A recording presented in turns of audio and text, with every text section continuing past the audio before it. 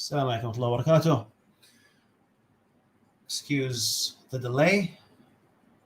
Today, inshallah, going to be reacting to a video by David Wood. Let me know, folks, if the sound's fine, if audio's fine, if video's fine. Let me know, guys. And not only am I going to be reacting to this video, but this is going to be, because here's the thing. I watched this video, and I'm like, what is this? What is this garbage? It's a 2-hour video. I'm watching it and I'm thinking to myself, what is this garbage? And it's filled with so much ignorance that I felt that putting out a short 5-minute video, this is not the way to go. The way to go is to go through it with you guys at home, inshallah.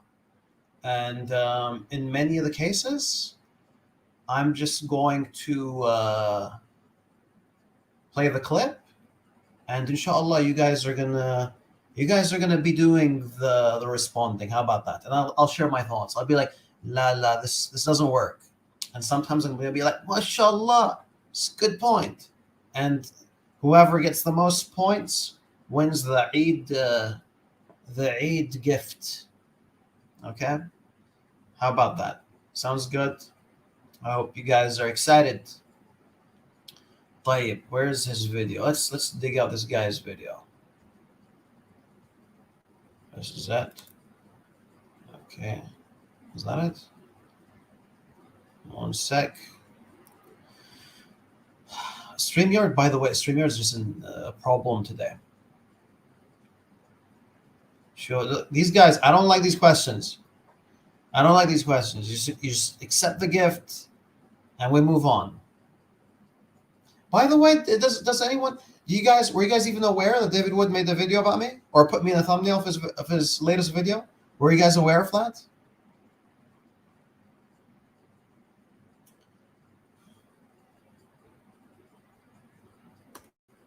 I'll tell you what, I don't think that anyone was aware. Yeah, no one was aware. The reason why no one was aware is because no one cares. Because everyone, khalas, David Wood, he's not as relevant as he used to be. Still getting some views, yeah. But he's not as relevant as he used to be. Like, he's not a danger to the deen. He's burning out, and now all he's living for. You know what he's living for, guys? You know why he makes his videos? You guys know why David makes videos? It's for the super chats. You guys know about the super chats? So, by the way, I don't do that super chat stuff because here, alhamdulillah, on this channel, I put knowledge out, alhamdulillah, without wanting any compensation. David puts content out because he wants to make money off of you. So that's David. How do I do this? Screen share. I keep forgetting how to do this. Oh yeah, here it is. I think. Oh, I keep forgetting how to do this, guys.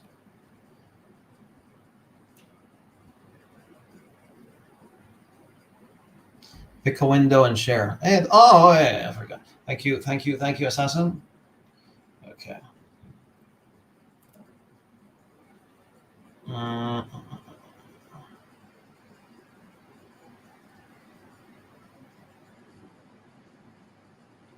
Not this window.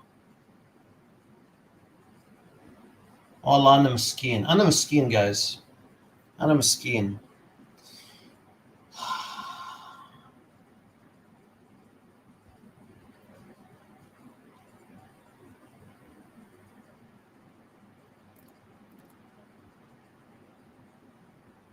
Ah, here it is. Finally. Okay. يلا. ايوه شوفوا هذا. Okay, let's, by the way, let me know if the sound's fine. Let's hear this. Oh, I can't hear anything. Good evening, good morning, good afternoon to everyone who's watching from all over the world. It's your friendly neighborhood philosopher here, D Wood. And with me now, we have the Masters of Arabic. The Masters of Arabic. How's sound fine? Yeah, sounds good. Alhamdulillah. By the way, he's getting help from the Masters of Arabic. Let's watch how the Masters of Arabic are going to end up distorting statements. By the way, simple statements that don't require any masterfulness. You want 1.5? La la. La la. You guys want 1.5? You لحظة. You guys want 1.5? I've watched this already. I've watched it, and now I'm going to watch it again. You guys are going to watch it with me. I'm going to play it 0.75. I want you guys to feel what I felt. Where is it? Is this the beginning?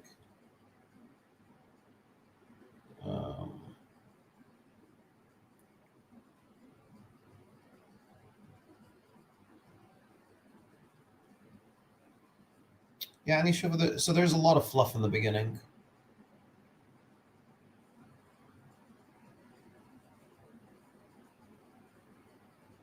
So I don't know where to start. I guess I can start when it gets a bit juicy.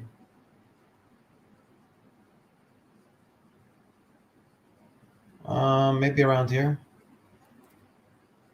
Maybe.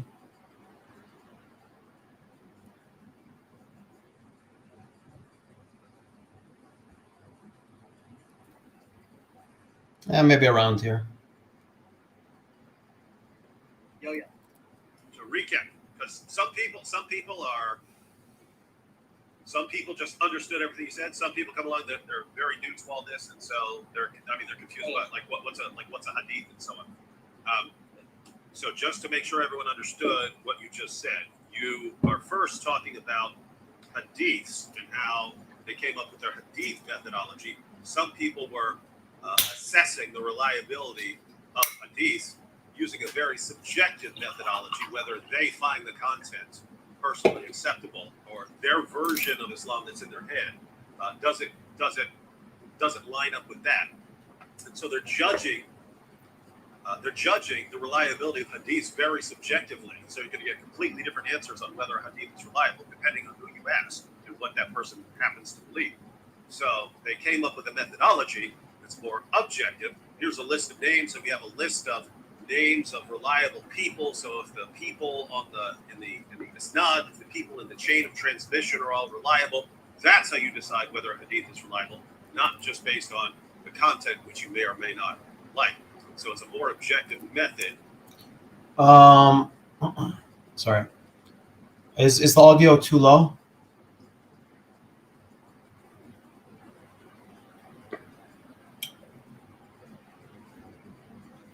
You're right, bro. It's a nightmare for me because the second time I'm watching this, it's too high. Oh, it's too low. Some people are saying it's good. It's too low. It's hearable. Well, as long should we just mute it? How about we just mute it?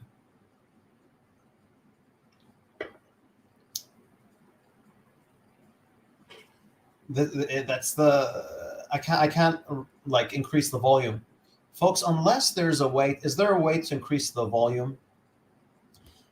طيب يا عمر يا أخي علمني كيف أزيد الصوت.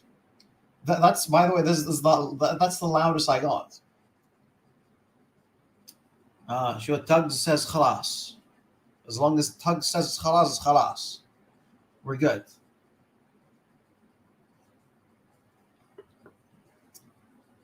Install volume booster. Yalla. So should I Chrome extension volume boost? I'm not on Chrome, but let's see.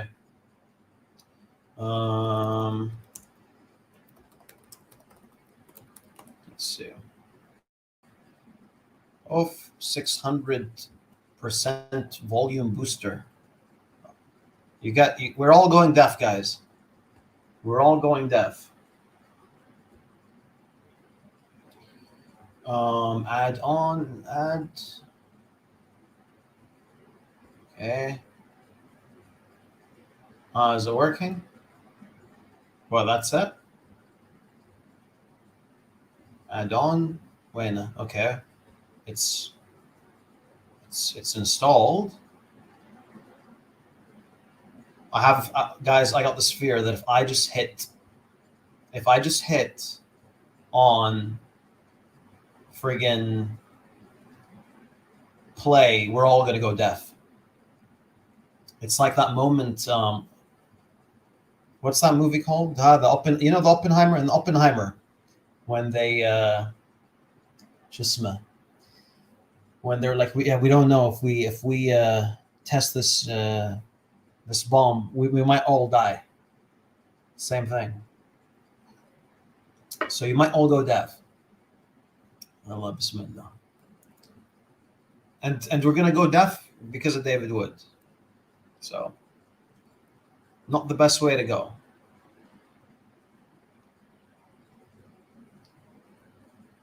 Okay, so you have to open the extension and choose the percentage. Where the frick's the extension, man? It's like we're learning this right now.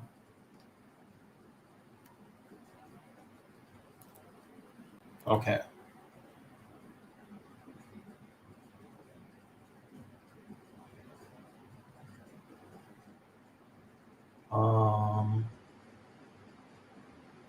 Is the extension on? It seems like the extension is on. It says enabled.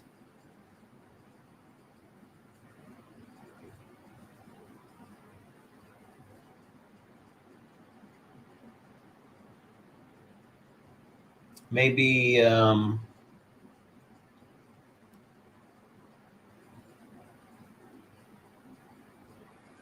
oh, okay, I know. Okay, extension. Oh my God. Tayyib, you guys ready? It's loud. It's gonna be loud. Yalla Bismillah. And then what yours? Okay, it's 150.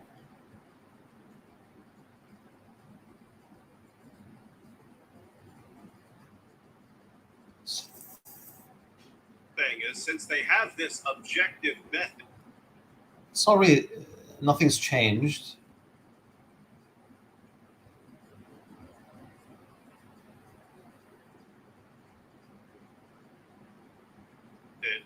that they finally agreed upon with Hadith.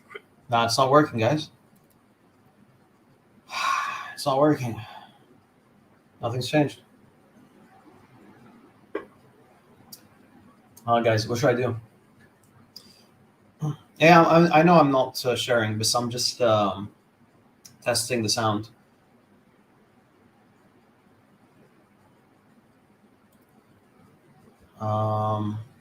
معلش guys. معلش. Master volume. Yalla, master volume. I don't think it's got anything to do with master volume. And akhi, I don't think that we got enough time for me to go buy an extension or to buy speakers.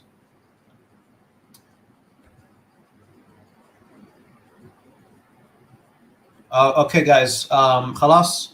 Sanjin says I'm sleepy. Should we end the stream, guys? I think it's just end the stream. Sanjin wants me to go to sleep.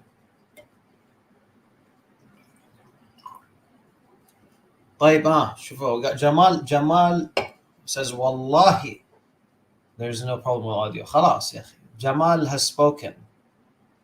We have to continue. The show must go on. The show must go on.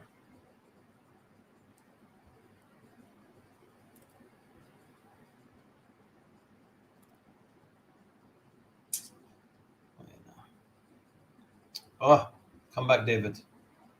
Yeah, David, come back. Like, yalla. Let's carry on.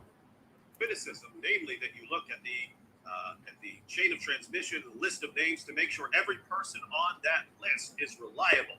And if you've got unreliable people on there, you've got a problem. You've got a problem. You basically have a weak narration because you have weak narrators. You're saying now we're going to apply their same methodology to the transmission of the Quran, because the Quran went from person to person to person, so that you can say, I got this reading from so-and-so, who got it from so-and-so, who got it from so-and-so. And you're saying what happens when we apply the exact same criteria that they came up with for objectively judging the reliability of content. Let's take their objective method for assessing the reliability of content. Let's apply the exact same method to their chains of transmission of the Quran. Is that correct? 100%. Yeah. Okay. Exactly. Okay. Cool. Let's just pause right there because we do have a few super chats. يا أخي super chats. Super chats real quick, and then jump right back into. والله كأنه خلق للسوبر شات هذا. Huh? That's why this guy exists, for super chats. شوف هذا. فلوس.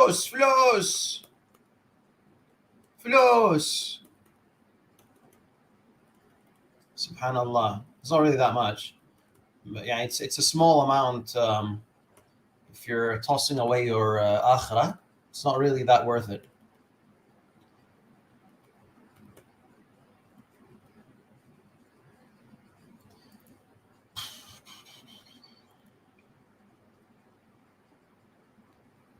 Because we need to crush it.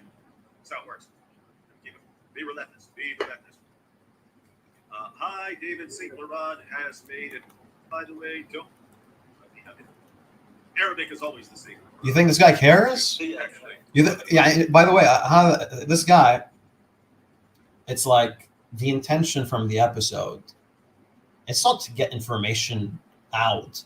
It's just that he knows someone that has like a presentation. It's like, okay, this presentation is going to take half an hour. I'm going to do 3 super chat sessions, one in the beginning, one in the middle, one in the end. It's going to extend it. I think that works.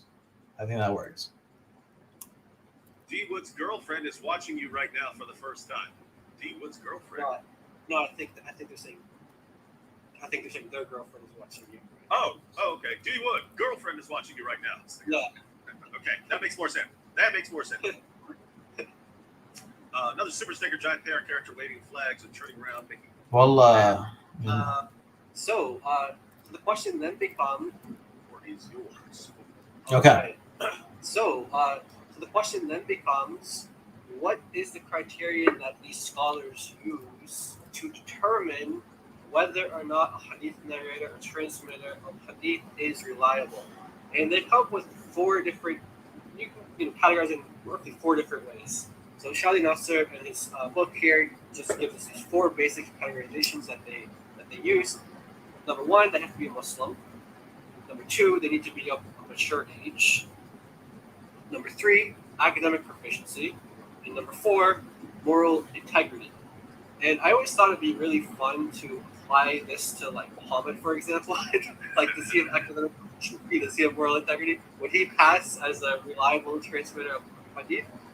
So I thought that'd be really funny. But if you look into these in like a little bit more detail, so he details really 3 and 4. So academic proficiency and moral integrity. What is meant by academic proficiency? Well, this means like your memory should be like perfect with the material that you are relaying. You need to be able to quote it like in any situation. Folks, does memory have to be perfect for a hadith to be sahih?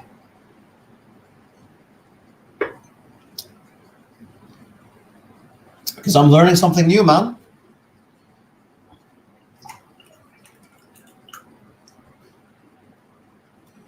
The memory doesn't have to be perfect. Is your AC on? No, yeah, it is on actually. Is the AC annoying? Yeah, so your memory doesn't have to be perfect. Everyone makes mistakes. There's not a person alive who's perfect in memory, and therefore, and I don't know if this dude is coming up with this stuff, or if this is, oh, it's not annoying. Alhamdulillah. Or if he's quoting Shadi Nasr, I don't know. But yeah, you don't have to have a perfect memory in order to be an acceptable hadith transmitter. What does it say? And then you need to have like attentive literacy or understanding as well, which is you need to be familiar with the variants, or let's say if there's any slight changes in this hadith, you need to be aware of that.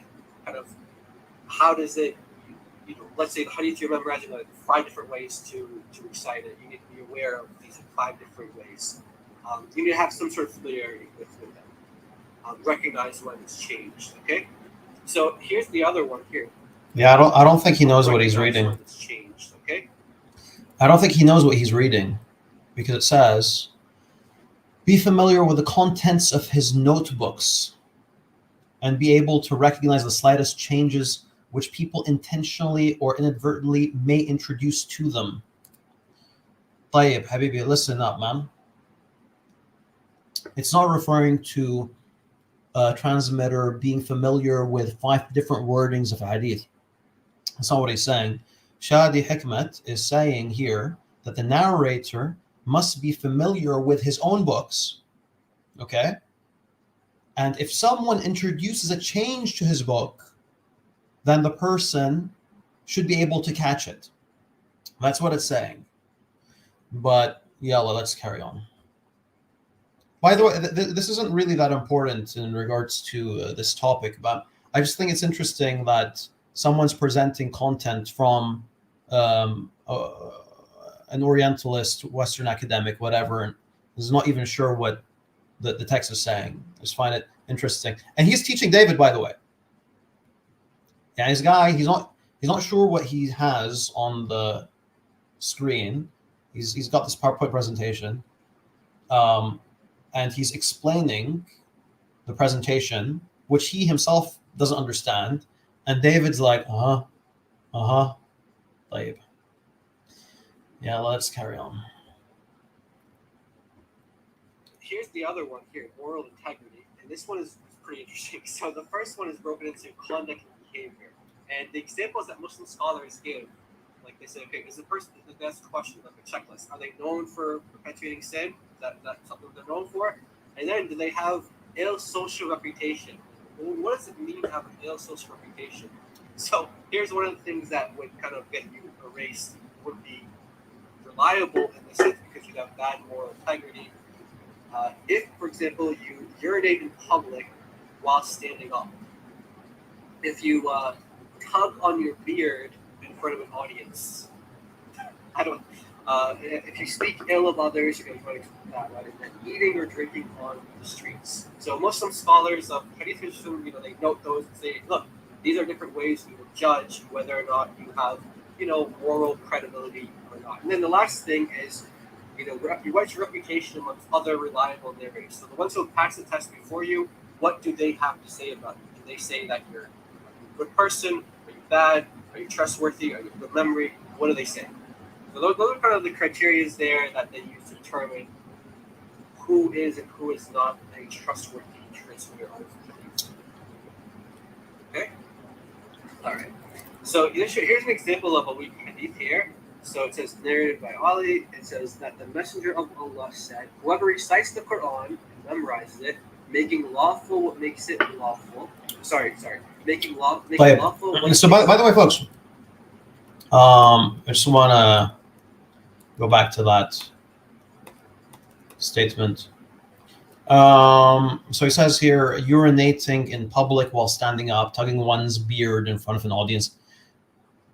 So these are referred to as khawarim al-muru'ah. They're things that like conflict with, I've never come across that one about tugging one's beard. I can't recall, at least.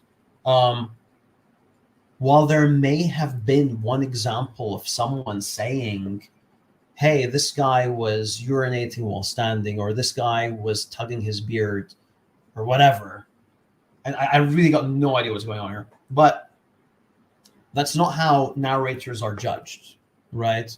There are two main things, or generally two main things, that lead to a narrator being rejected in the hadith. One, well, actually, I'll let you guys do it. What are the two main things that will lead to the rejection of someone's hadith?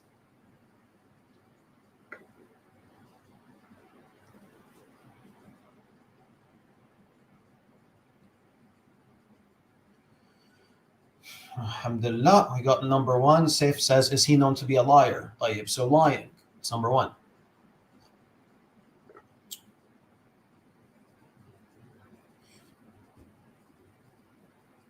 Memory and trustworthiness. That's it, man. That's it. Those are the main two things. Everything else is like a one-off, or not everything else, but generally these are the two main things. If you find any like strange reason for someone to be rejected that doesn't fall under lying or memory, then like these really small things, I'm not even sure what this is based on, but it's not like you have a major narrator of hadith and one day someone catches him tugging his beard or feeding his chicken. He's got chickens and he's feeding them, or playing with doves, or playing with his dog, and they're like, okay, khalas, we can't take hadith from him. Like if you have an example of that, that's like a one-off. And at the same time, if anyone does that, the vast majority of scholars are not going to drop him for that. That's not a reason to drop someone. طيب هذا أهم شيء. الرجل ثقة وذاكرته جيدة. طيب, let's go. When it comes to gaps, that's a reason to reject the hadith. Gaps are not an issue with the narrator himself. Like if you're narrating with gaps, no one's going to say you're weak. They're just going to reject that specific hadith. You get me? وين هذا وين? Skeptic says Muslims still act like the Quran is preserved. Well, Skeptic, if you want to play along, you can. Why wouldn't it be preserved? Share your thoughts, bro.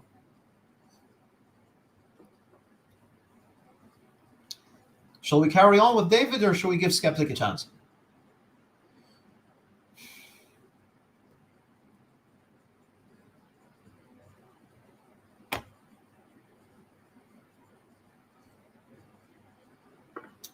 Okay. طيب. The mod has spoken.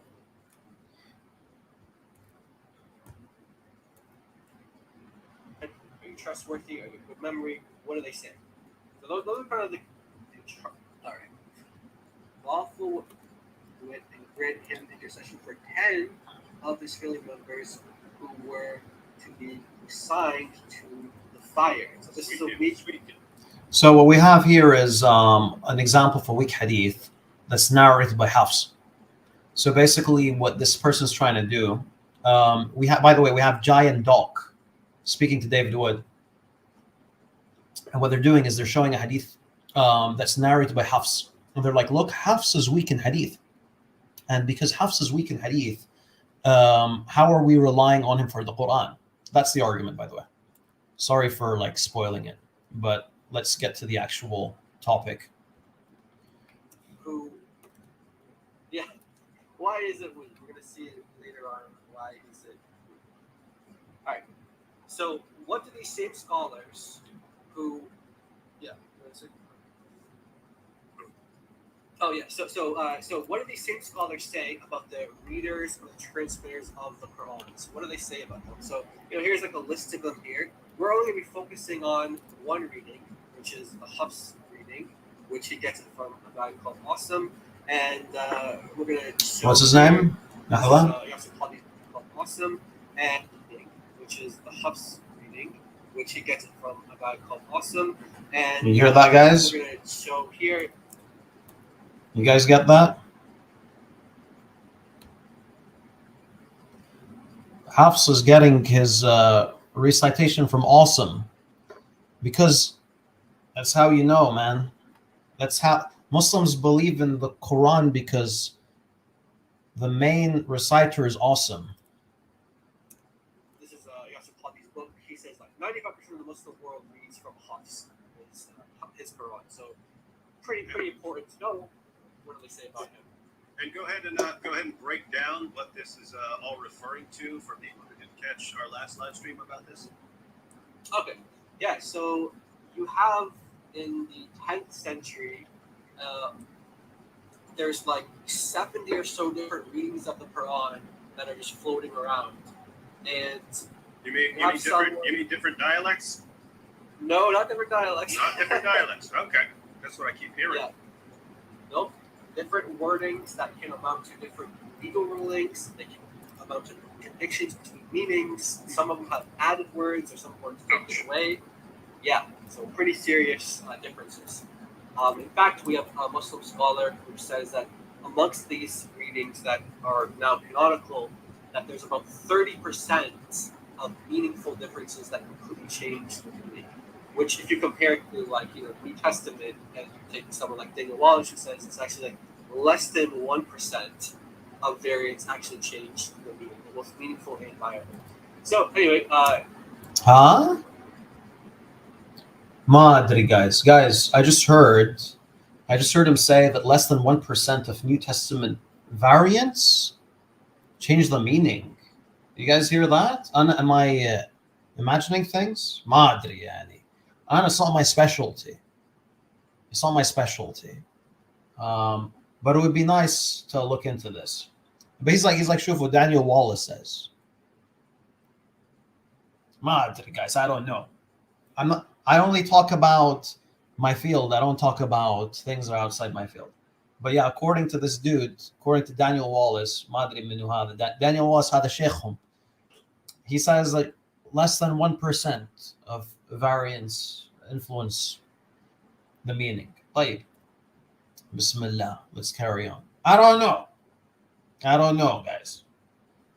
here you have around the 10th century, you have a guy called Ibn Mujahid who's like 70 different readings of the Quran that are floating around that he's at least aware of. 70 readings. Hey. So here you have this new religion of Islam. He's probably thinking, all right, we're going to narrow it down from 70. Well, let me just pick 7. I'm just going to pick 7 readings, and we're going to go from there. So we're going to limit our readings to 7. And these are going to be the authoritative readings that are, across the Muslim world. And these are the ones that you need to, for ritual, like worshiping and praying. You use these versions. No, hang on. This is making no sense. You're talking about 70 different readings of the Quran with differences in the Arabic, different words, different meanings, giving contradictory meanings and so on.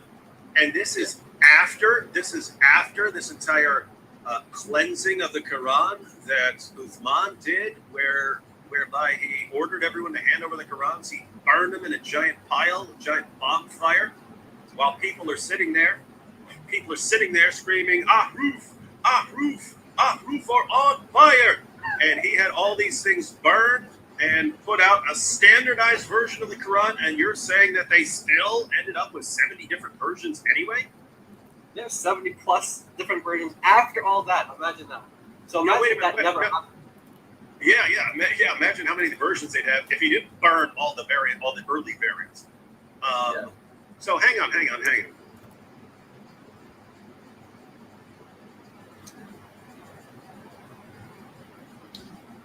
Uthman, so this is where we're at.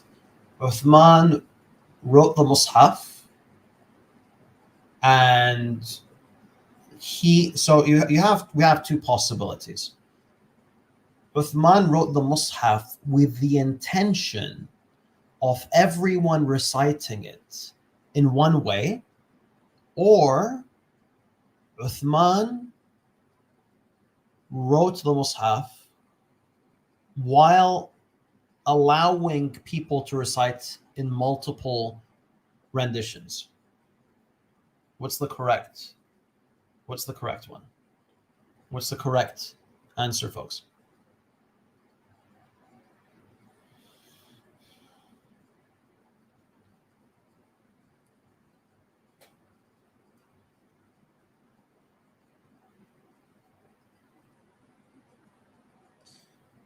Yeah, one more time. Muhammad Dolan is asking.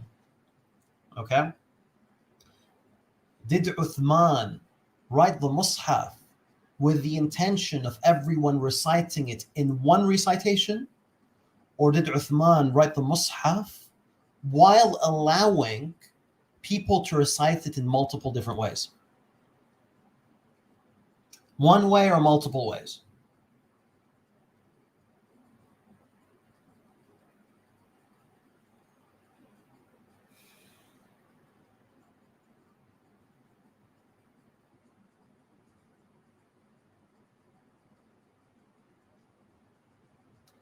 We got multiple.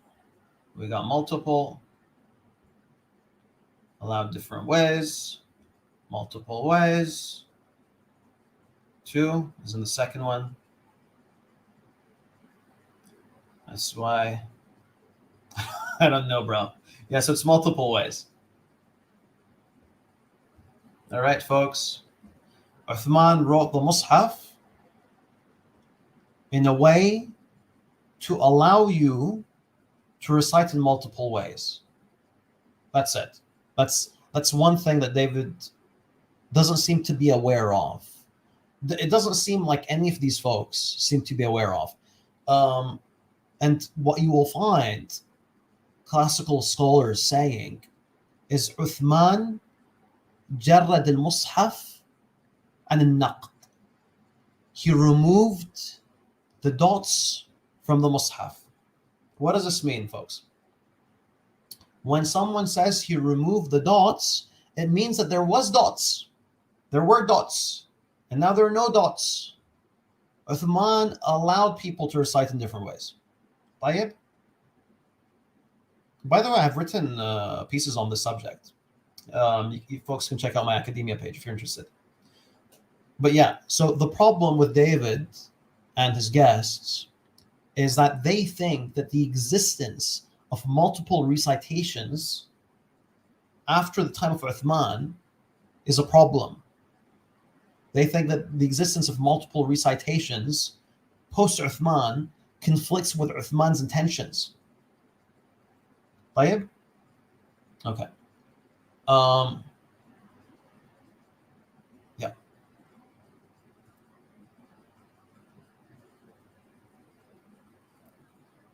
Let's carry on.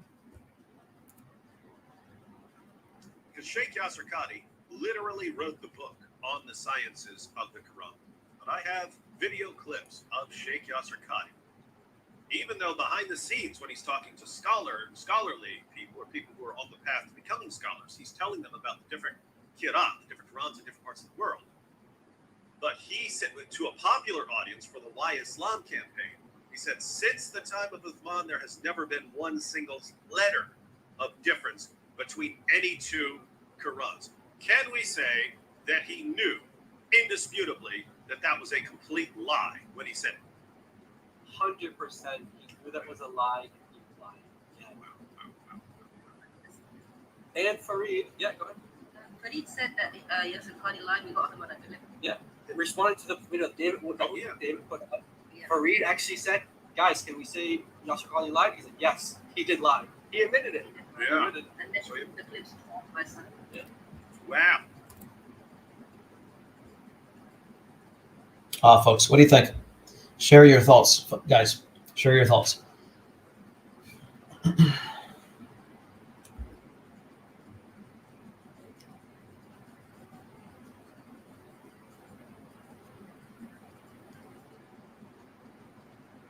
By the way, guys, and here's one thing that I find annoying. And this didn't happen this time.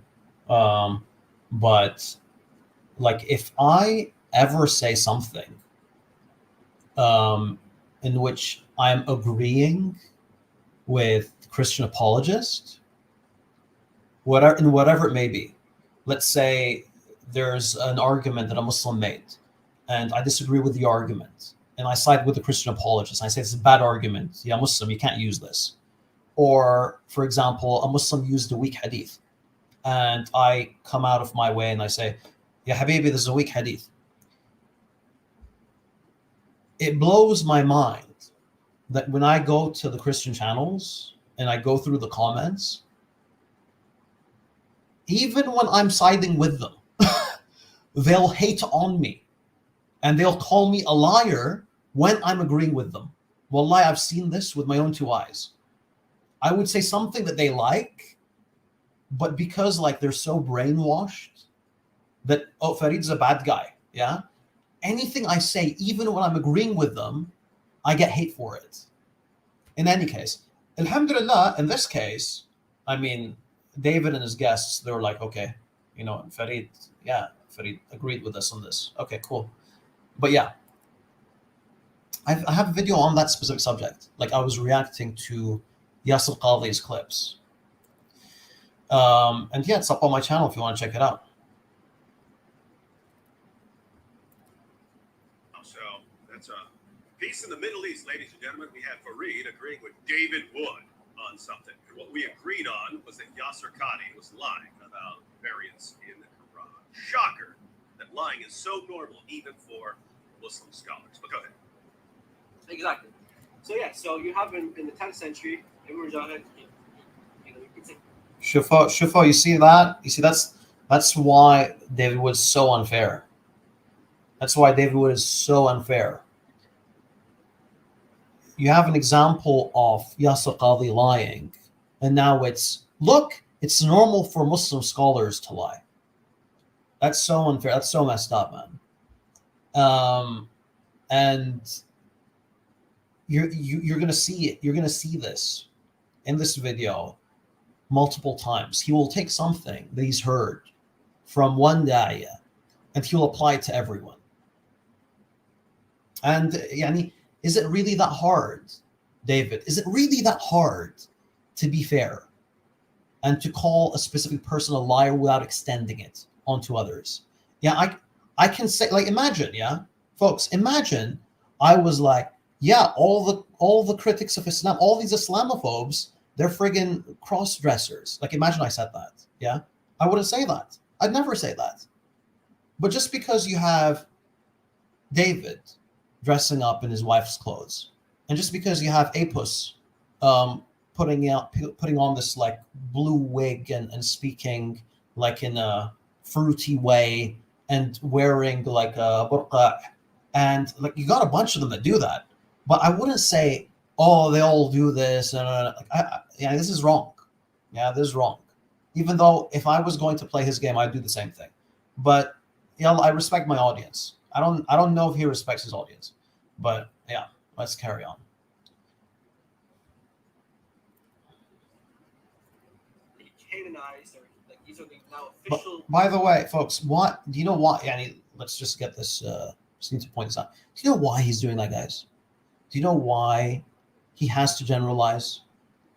It's because he doesn't want you to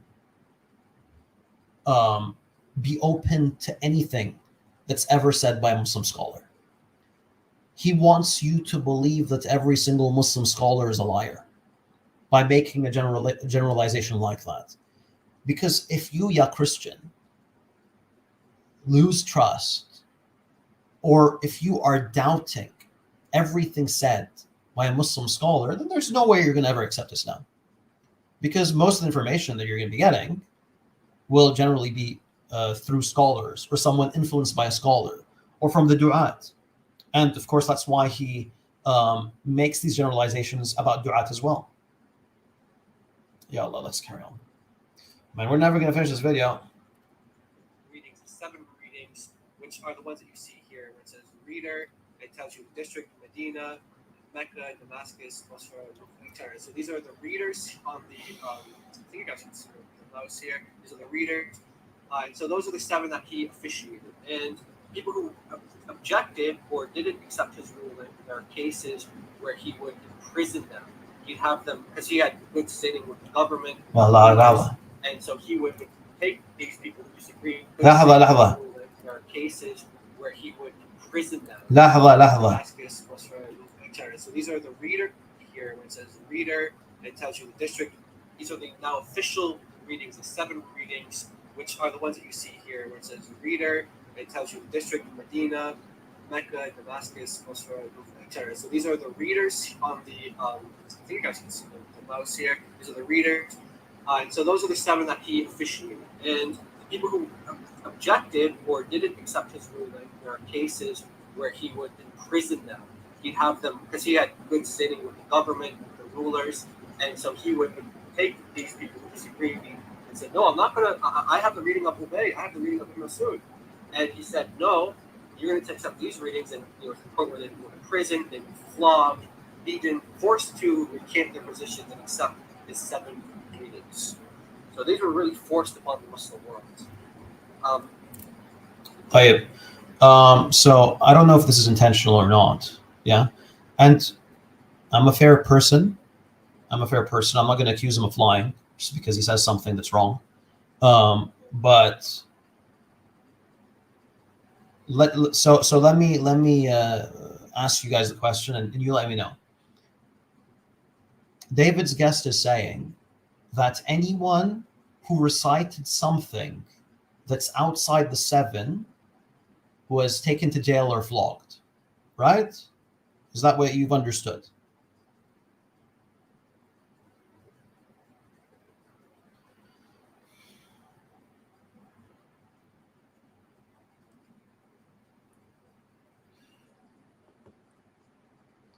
Okay, we got a yeah. We got a yes, yes, yes. Okay, so here's what it is.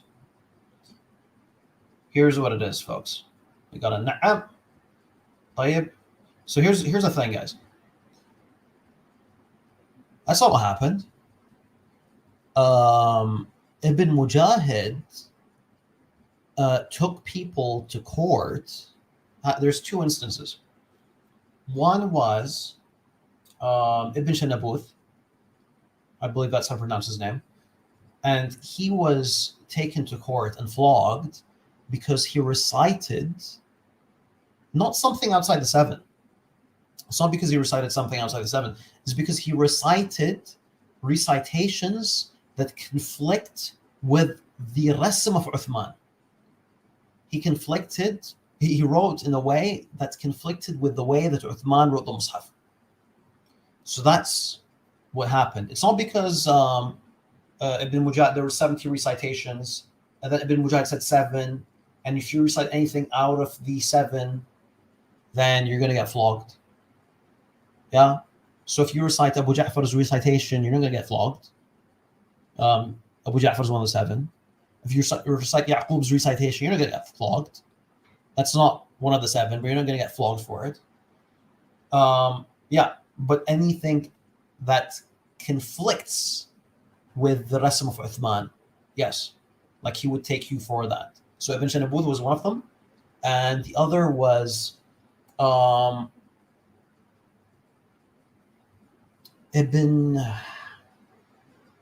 can't remember his name, but basically the other reciter, he would recite things that were not recited by anyone. He would recite according to the Rasm, but without taking it from anyone. Like he'd do his own ijtihad. I can't recall his name, but in any case, so those were the 2 instances in which that happened. I'm not familiar with a 3rd instance. And that wasn't enough. Ibn al-Jazari comes in the 15th century, and he comes and adds 3 more additional readings. And in that time period, they limited each reader to 2 students, 2 transmitters. And so those are the people that we're going to be examining today. Aywa, okay, alhamdulillah. Alhamdulillah. Ibn Miqsam. That's it. Barakallah fik. Okay, so I just want to point out something. He makes it seem like Ibn al-Jazari adds 3 recitations that if you recited them during the time of Ibn Mujahid, you get flogged. And this is like an invention in the religion, or something new that's added in the religion, or something like that. Now, these recitations existed. The recitation of Abu Ja'far existed from even before Nafi'. It's beginning of the 2nd century. It was being recited from the beginning of the 2nd century up until the time of al-Jazari. There was no period in time which this recitation did not exist. It didn't poof, يعني come out of thin air. طيب.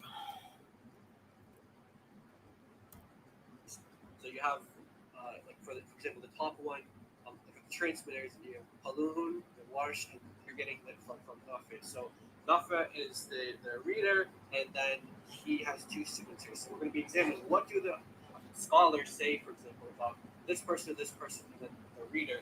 But we're going to be looking specifically at Hafs. So that's going to be the focus right here. So Hafs is right here. You get it from also. And we're going to see what do the scholars say about this Quran. This most popular Quran. Professor Kali puts it at 95% of the Muslim world use this Quran. So All right. we are talking. When you say most popular Quran, you're talking about the Hafs. And basically, if you were to go around to various places, if you were to add up everyone, you'd find that about 95% of Muslims are using the Hafs today. And as I understand it, it's because that was the version of that the Ottoman Empire favored. And so that one sort of drowned out over time. It drowned out other versions. But then for the 1924 Cairo edition, with the birthday of the Quran that people are mostly familiar with, is next month, the 100th birthday. You can correct me if I'm getting anything wrong here. I'm trying to tie it all together. But the 1924 Cairo edition, when they decided to put out a standardized Quran, they used the Hafs, and so this is what's distributed. This is what's been distributed around the world, and so that's why you have. In other words, it's not something about this was just somehow recognized as the most reliable version. It's just the empire that took over in Islam. This was their local version, and so they spread it throughout their empire. And then, when in the early 20th century, Muslims were saying, hey, we need a standardized version to send around the world. This is the one that had become most popular because of the Ottoman Empire. And that's the reason. It had nothing to do with like internal reliability or examining manuscripts or something like that. This is the most popular, and this is what we're going with. Yeah, it's important to note that, like you said, the Ottomans. So this is recent history that this became the most popular reading.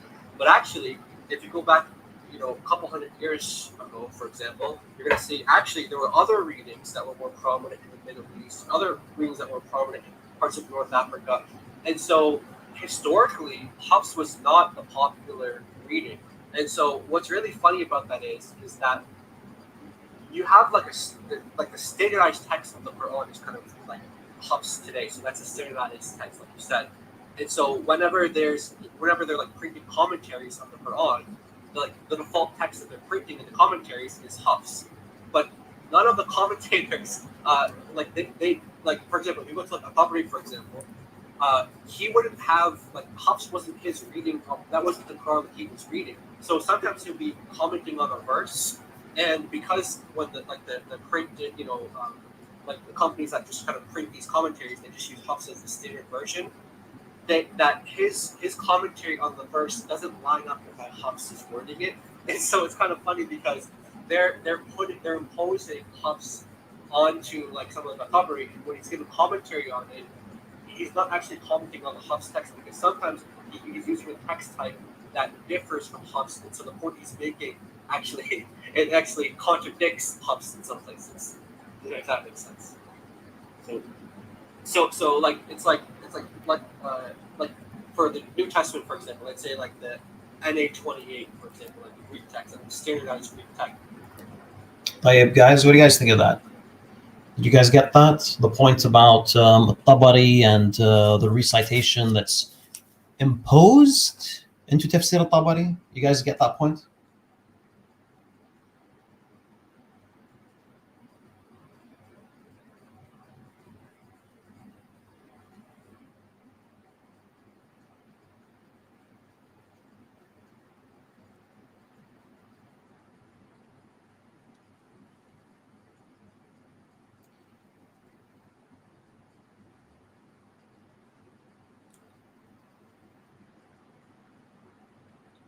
What do you guys think?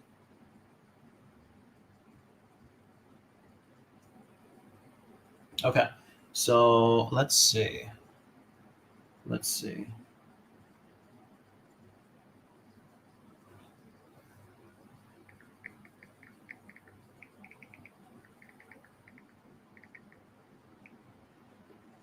Let's see. So let's say, okay, so I got Sunnah bin Majah right here. Okay.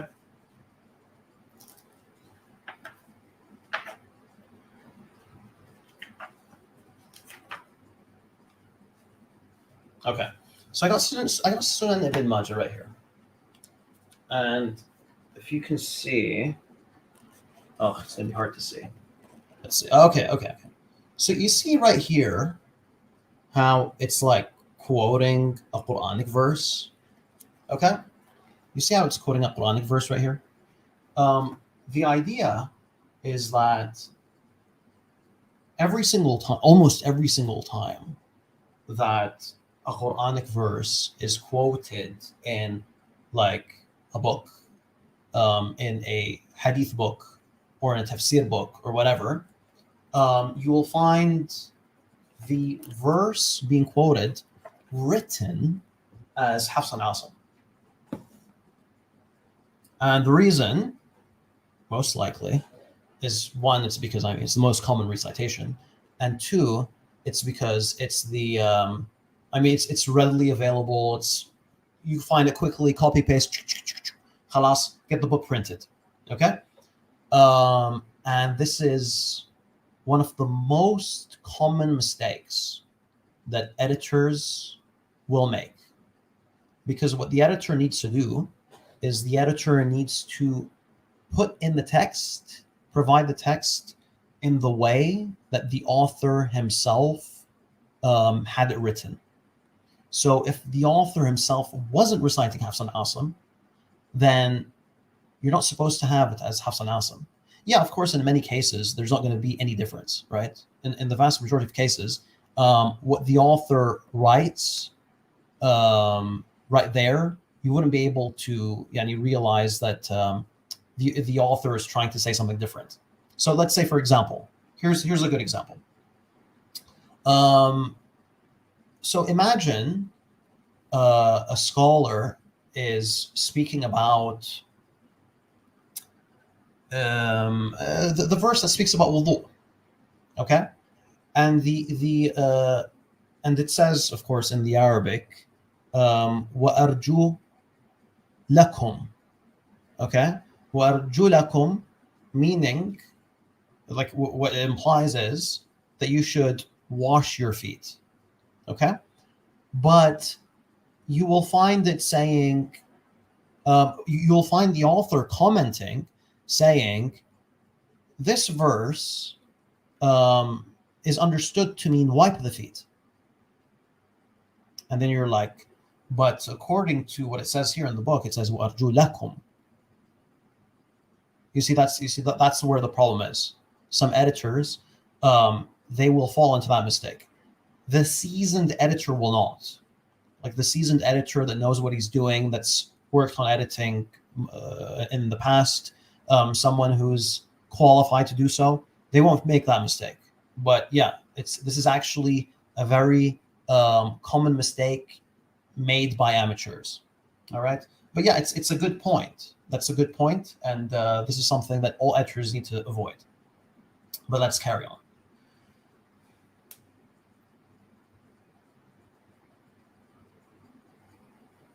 أنا شوفوا guys, I'll tell you something. If they make good points, I'll say it. If they're correct in something, oh, عيب. La, I don't mind. I'll tell them they made a good point. I have no problems with that. But does this influence? Does this affect the transmission of the Quran? Does this cause the Quran to not be preserved? Of course not. But yeah, this is a side point. We gotta give them a thumbs up. We gotta give them a thumbs up for getting one right. Respect. Let's say like we posed that reading on all the commentaries that, let's say, the Greek church fathers would have. And let's say that the church fathers, when they're commenting on a passage, that the wording differs from the NA28, but like it doesn't really seem like it matches up. So that's kind of the situation with Muslims. They sort of impose this as a standard on all the different commentaries and anywhere where they're printing the Quran, basically. 95% of Muslim worldviews. Well, as long as they have the most reliable guy, that's okay. Yeah, you'd hope so. You'd hope Nah. This guy's like most reliable guy. Nah, it wouldn't matter. You see, David, he's in a different world. David's in a completely different world. He's got no idea what's going on because he thinks that this has to do with reliability. If a specific scholar is a Maghribi scholar and he's quoting Nafi, and the book has the text and the recitation of Hafs, it's got nothing to do with Nafi's reliability or Hafs's reliability. You gotta write it down in the way the author intended it for it to be written. That's what you're supposed to do. But he's got no idea what's going on. So he's like, yeah, as long as he's reliable, and of course it's a dig, yeah, and David's little dig by David at Hafs, but it's got nothing to do with Hafs's reliability. It doesn't matter if Hafs was there with the Prophet, peace be upon him, and he was recording it with audio record, and it has audio to text. It wouldn't make a difference. It's not about his reliability, David. If you can't follow the discussion, don't get involved, Habibi. Just do it, man. You'd hope so. So this is what this is the most popular Quran. This is Hafs right here. And so, like I said, if you go to any version of the Quran, any Arabic version of the Quran, you open up the first couple pages, you're going to see the chain of transmission. So this is what it says here. So this is the Quran. It goes from Hafs, goes to Asim, Abi Abdul Rahman, it goes to Uthman, to Ali, to Zayd, to Bayy, to Muhammad. And so that's the chain of narration. That's the chain of transmission for Hafs. So the question is now, are the narrators in this chain considered reliable? So now let's apply those scholars of hadith criticism when it comes to the transmitters of are they reliable or are they not, based on the scenarios that we saw. What happens when we apply that to this Quran here? One second. Go back. Oh yeah. So just because one additional issue is that some people tuned in late and missed what we were discussing earlier. So earlier you went through how Muslim scholars eventually would assess the reliability of a hadith, and in order to get away just judging it based on its content, which would be subjective to some extent, you may not like what it's saying, and so you may think it's unreliable just because you don't like it, or because it goes against your interpretation of the Quran, when your interpretation of the Quran may be wrong or something like that, that they came up with a more objective method, which is just based on the transmission, the list of names. I got it from so-and-so, got it from so-and-so, got it from so-and-so, all the way back to a companion of Muhammad who heard it from Muhammad, and that you look at this list of names and you assess the hadith, you assess the reliability of the hadith on the reliability of all the people on this list of names. So all the people who are transmitting this, are they reliable? If all these guys are reliable transmitters, then you can trust the hadith.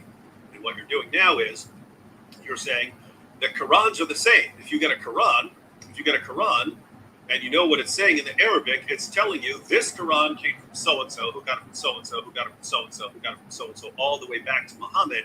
And you're saying we can take the exact same criteria for examining the reliability, the trustworthiness of the people who are transmitting it that's used in the hadith methodology and apply it right here to whether we are getting a reliable transmission of the Quran. Exactly. All Yes. Right. So here's our chain here, and just in another kind of way to visualize it. Okay, here it is: Hafs to Asim, Abi Rahman, Uthman, Ali, Zayd, Bayy, and Muhammad. Okay, so this is the isnad, or the chain of the Hafs version of the Quran. So let's start with the first one on the list. Hafs. Is he considered reliable according to the scholarship that that David just summarized and laid out? Is he Of considered course he reliable is. according to that? Of course he is. 95% of Muslims use that Quran. It's got to be the best. It's helpful. So just a little bit of biography about who he is. One point that's really important is that the guy who he's getting the Quran, so the one he's getting the Quran from is awesome. That's actually his stepfather. Okay, so it's like his stepfather. So that's okay, interesting to know. Now let's see, what do they say? Okay, so we go to Ibn Hajar's book, and it's about reliability of these transmitters of, what does it say? So we have bunch of scholars here, and you can just kind of wave your finger, take your pick, and kind of let's look at what some of them say here. Let's go to some of the more popular names. Like on the bottom of the list, like the Imam Muslim, the one who compiled like Sahih Muslim. He said that Hafs is rejected. Okay, Bukhari. So I'm starting from the bottom going up. Al-Bukhari said they abandoned him. So he's abandoned in hadith. Okay? Just to be clear, By the way, guys, do you remember the last time someone brought up this list? What happened to them? Do you guys remember? Because this is deja vu, man. The last time someone brought this up, that's when we got Imam Murra. So I don't know if you guys remember, but basically it was the same list, but it was in Arabic, and it was like قال ابن معين ضعيف وقال مرة ليس بشيء or something like that. Same. Every time someone talks about Hafs, something happens. Today, alhamdulillah, we found out that the Sheikh of Hafs, he's awesome. That's why we know that the recitation is sahih. Let's carry on.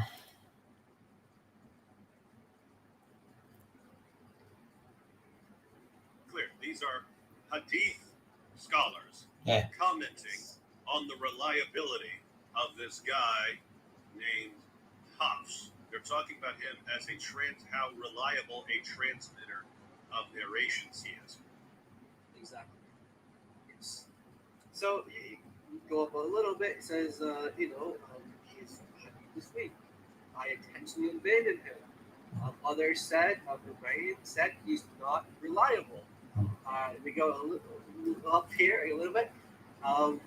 Says that the Hafs reading is more correct than Shu'bah. Shu'bah is the other reading of Asim. But Abu Bakr Shu'bah is more reliable than Hafs. So he's saying, look, so Asim, these two students that he had, Hafs and Shu'bah, yes, Hafs is a more correct than him in terms of the reading, but Shu'bah is more reliable, more trustworthy. Ahmed bin Hanbal said that he's rejected in hadith, so it gets even worse. So let's go to the next slide. لحظة يا أخي لحظة. أخي يلا يا أخي. Explain.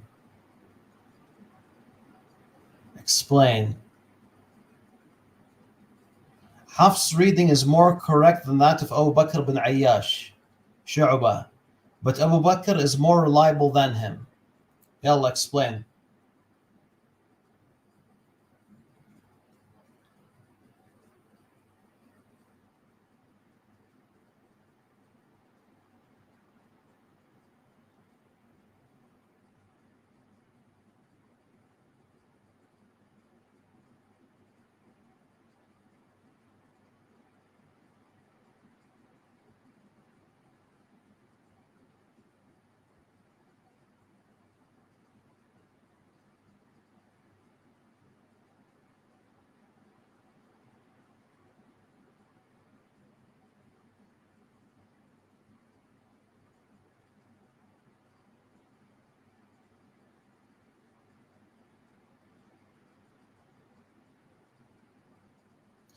You guys are taking too long, man. But Shuf, I respect this. Spreading the truth. I don't trust anything they say, to be honest. I don't even know they quote it properly. You're actually right, but not in this case. Not in this specific case. You got maybe a different house. I appreciate the skepticism, but no, it's referring to the same house.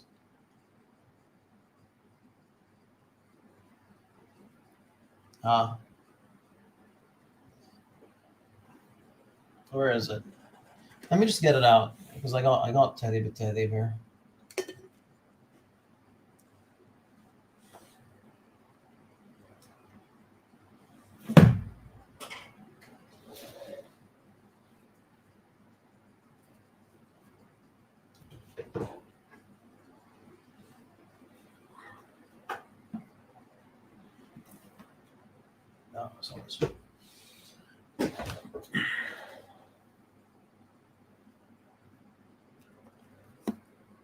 Give me a sec, guys. Give me a sec.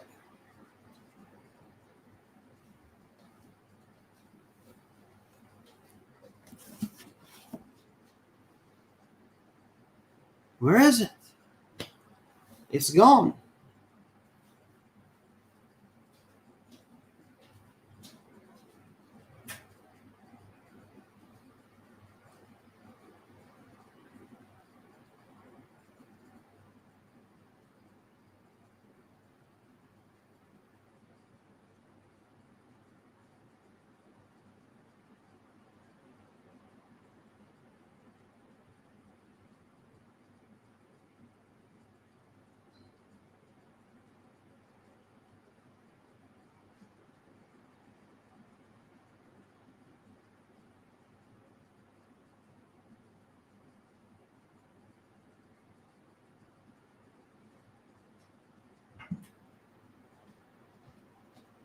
Yeah, I'm back. I'm back, guys. I'm back.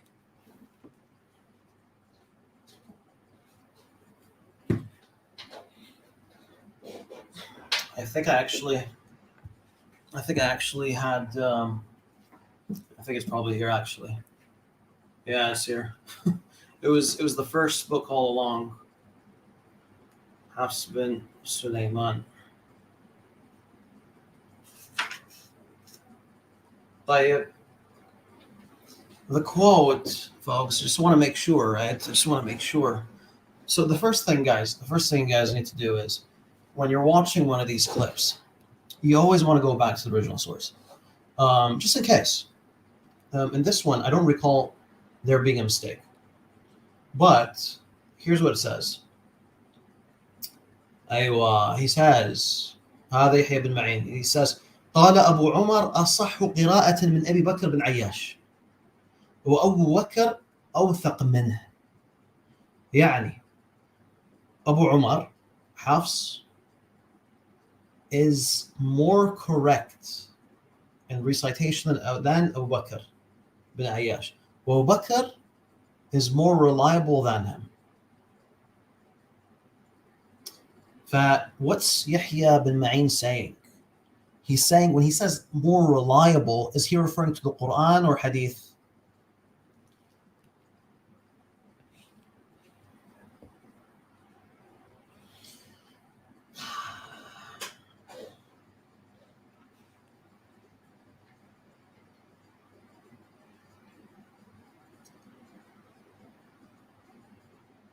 Everyone's saying Hadith.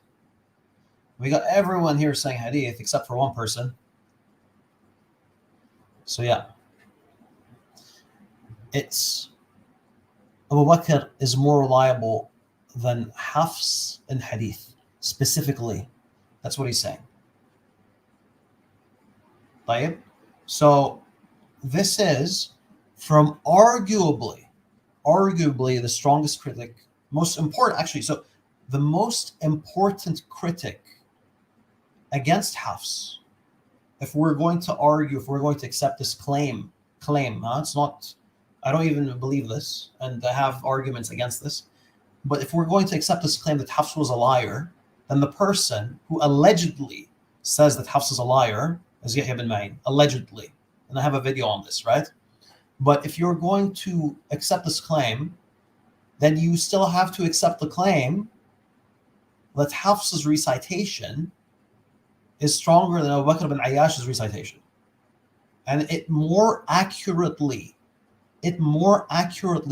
represents Asim's recitation than Abu Bakr bin Ayyash. طيب? Inshallah, that's clear, guys.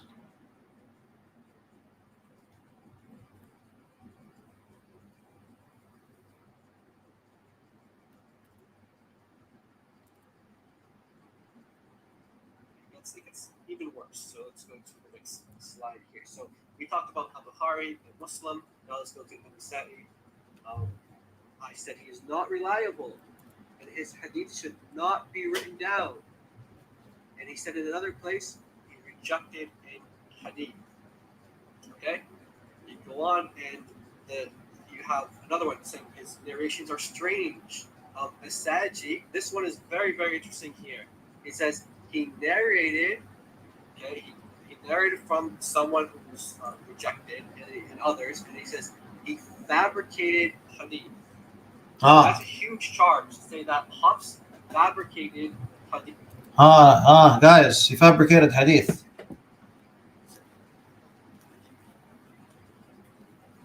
As-Saji said he fabricated hadith, صح? You heard him, huh? He fabricated hadith. Is that true, guys?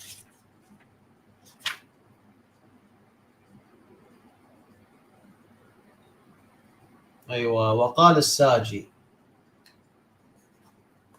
Let me see if you can see this. It's right by my middle finger. Okay. يحدث عن سماك وغيره أحاديث بواطيل. Okay. It's بواطيل right there. This can be understood in two ways. This can be understood in two specific ways. One is you can understand it to mean that he is actually fabricating reports that he's attributing to As-Saji, that he's attributing to Simak. That's one way of understanding it. The other way of understanding it is that he would narrate reports that he may have heard from somewhere else, and he would attribute them to Simak. Okay, so for example, let's say I heard, give me an example. I heard flipped user. We got flipped user here. Okay, or we got Muhammad, or we got Adam Yahya. Adam Yahya is one of my favorites, man. Adam Yahya shares stories about his love life once in a while. So Adam Yahya, Jordan M. We got Jordan M. Like, so I'm narrating from Jordan M. And Jordan M says a lot of weird things. Jordan M mentions a lot of, let's just say Jordan lies a lot. Okay, Jordan lies a lot, hypothetically speaking. Much love to Jordan. Don't let Jordan like egg my stream, guys. But Jordan lies a lot, and I hear Jordan's lies, and I'm narrating hadiths, basically. I'm narrating hadiths through Jordan and whatever. And I accidentally attribute them to Muhammad Dolan. Okay? So basically what I'm doing here is I'm attributing to Muhammad Dolan what I actually heard from Jordan. Is that clear?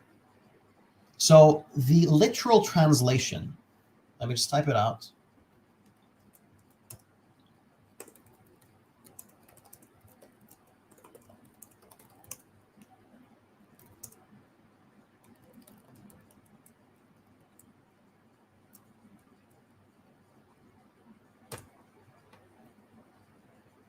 Okay. So this is the literal translation. He narrated from Simak and others false narrations. And this is what he translated. He narrates from Simak and others fabricated hadith. Okay, actually, this is correct. There's no problem with the translation here, but it's the understanding. Here, the problem is with the understanding, because what he's doing is he's claiming that this is a charge by As-Saji that Hafs is fabricating the hadith. If that's clear. Let me play it one more time.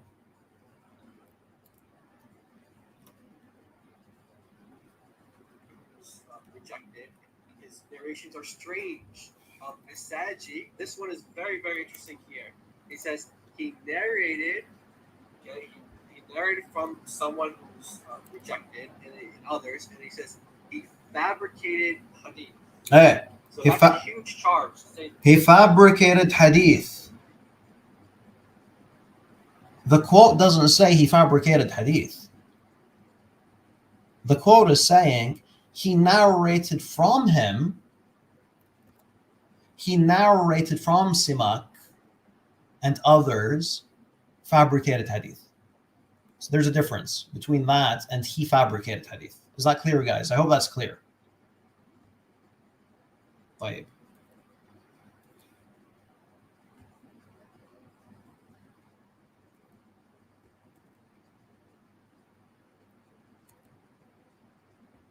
That Hafs fabricated hadith.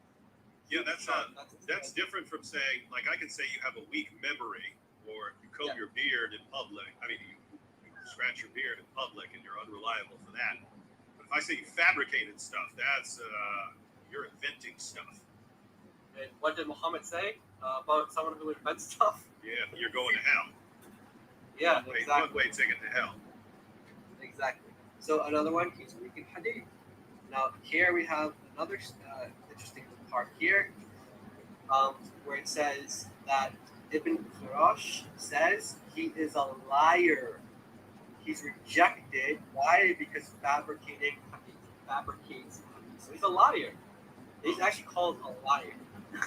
Guys, understand this. So everyone who's watching, what you were told just a few years ago by Muslim scholars and Dawah guys, there's only one Quran perfectly preserved. Any two Qurans you can ever find anywhere in the history of Islam, lined up perfectly, dot for dot, letter for letter. That's what we're all told. It was all complete nonsense. It was all complete lies. You look at the actual history of Islam. Okay, we need to play this slowly. Everyone who's watching, what you were told just a few years ago by Muslim scholars and Dawah guys, there's only one Quran perfectly preserved. Any two Qurans you can ever find anywhere in the history of Islam line up perfectly, dot for dot, letter for letter. What you were told just a few years ago by Muslim scholars and Dawah guys, there's only one Quran perfectly preserved. Any two Qurans you can ever find anywhere in the history of Islam line up perfectly, dot for dot, letter for letter. That's what we're all told. Okay.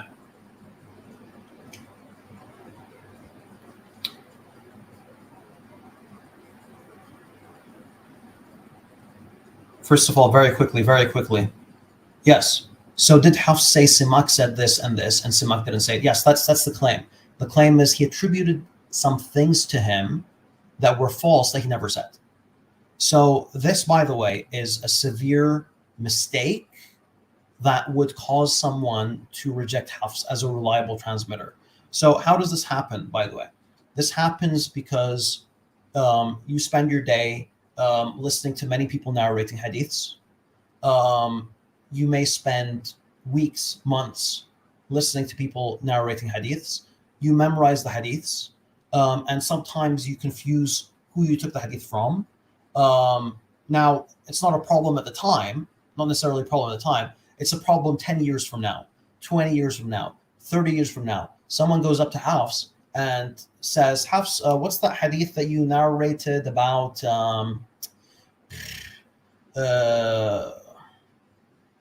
pudding being tasty?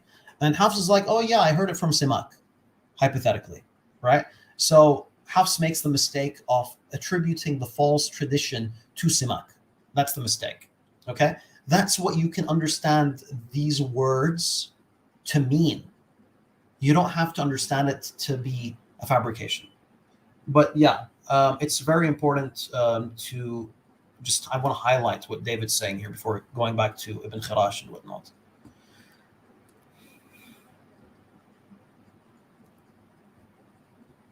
It's fabricating hadith. He fabricates hadith. So he's a liar. He's actually called a liar.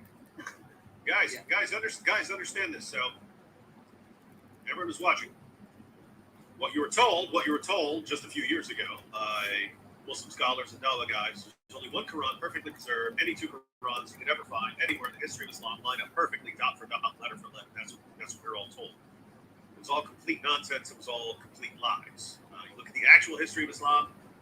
Entire chapters came up missing because Muslims were too lazy to recite them. Large passages came up missing. Type. Guys. And I saw someone saying something that I appreciated. Where is it?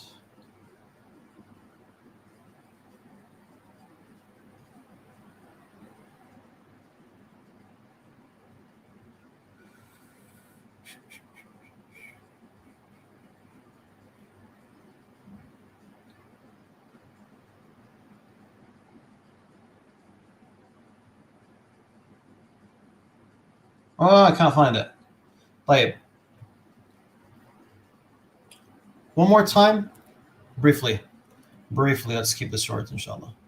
The history of Islam line up what you were told just a few years ago by Muslim scholars and Dawa guys. There's only one Quran perfectly preserved. Any two Qurans you can ever find anywhere in the history of Islam line up perfectly, dot for dot, letter for letter. That's what we're all told. A couple of years ago, guys, a few years ago, if you asked any sheikh, any da'wah guy, if you ask the sheikhs, the da'wah guys, they'll all tell you, they'll all tell you that you won't find Quran with different dots. Yeah? They all say, notice, he also said, they all say it's perfectly preserved. A few years ago, they all say it's perfectly preserved. As if they're not saying that now. As if they're not saying it now. As if they've been exposed and they're no longer saying it. Guys, understand this. So everyone who's watching, what you were told just a few years ago by Muslim scholars and Dawa guys. There's only one Quran perfectly preserved. Any two Qurans you can ever find anywhere in the history of Islam line up perfectly, dot for dot, letter for letter. That's what we're all told. It was all complete nonsense. It was all complete lies. Radi Random says, search up Mishar al-Afasi 2008 Warsh. Okay. So, Shufa, first of all, folks, I don't know who Dave is talking to. If there are some people, folks, let's do this. 10 years ago, if someone said to you that everyone in the world is reciting the Quran in the same way, and everyone since the beginning of Islam, we're only reciting one recitation. If someone said this to you 10 years ago, what would be your explanation of the statement? Yalla, go ahead, guys. I'm waiting.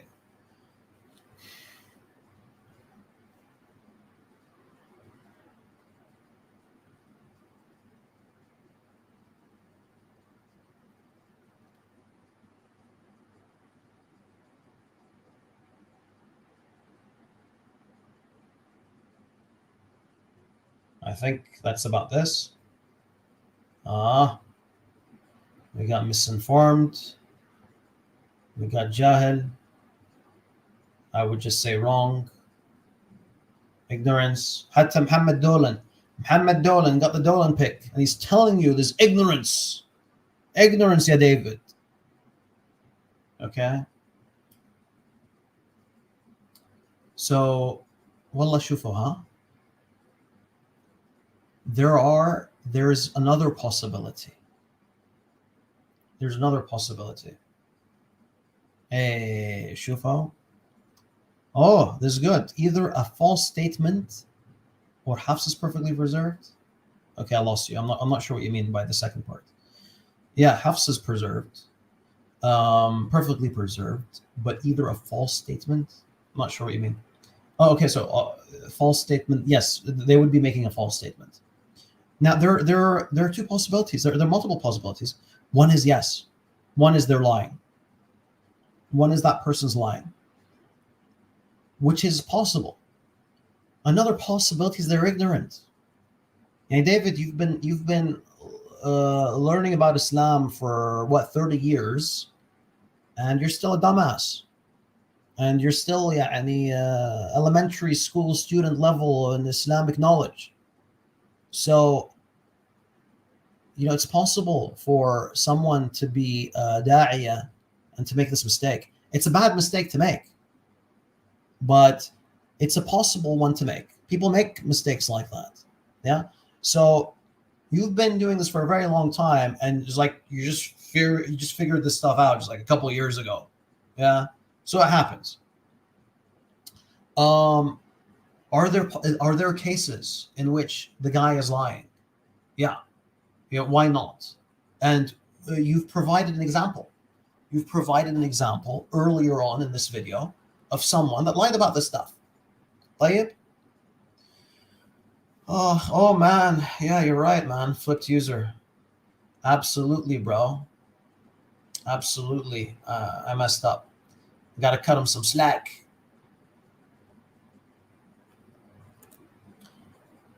So, by the way, I just want to go back to this image here, yeah?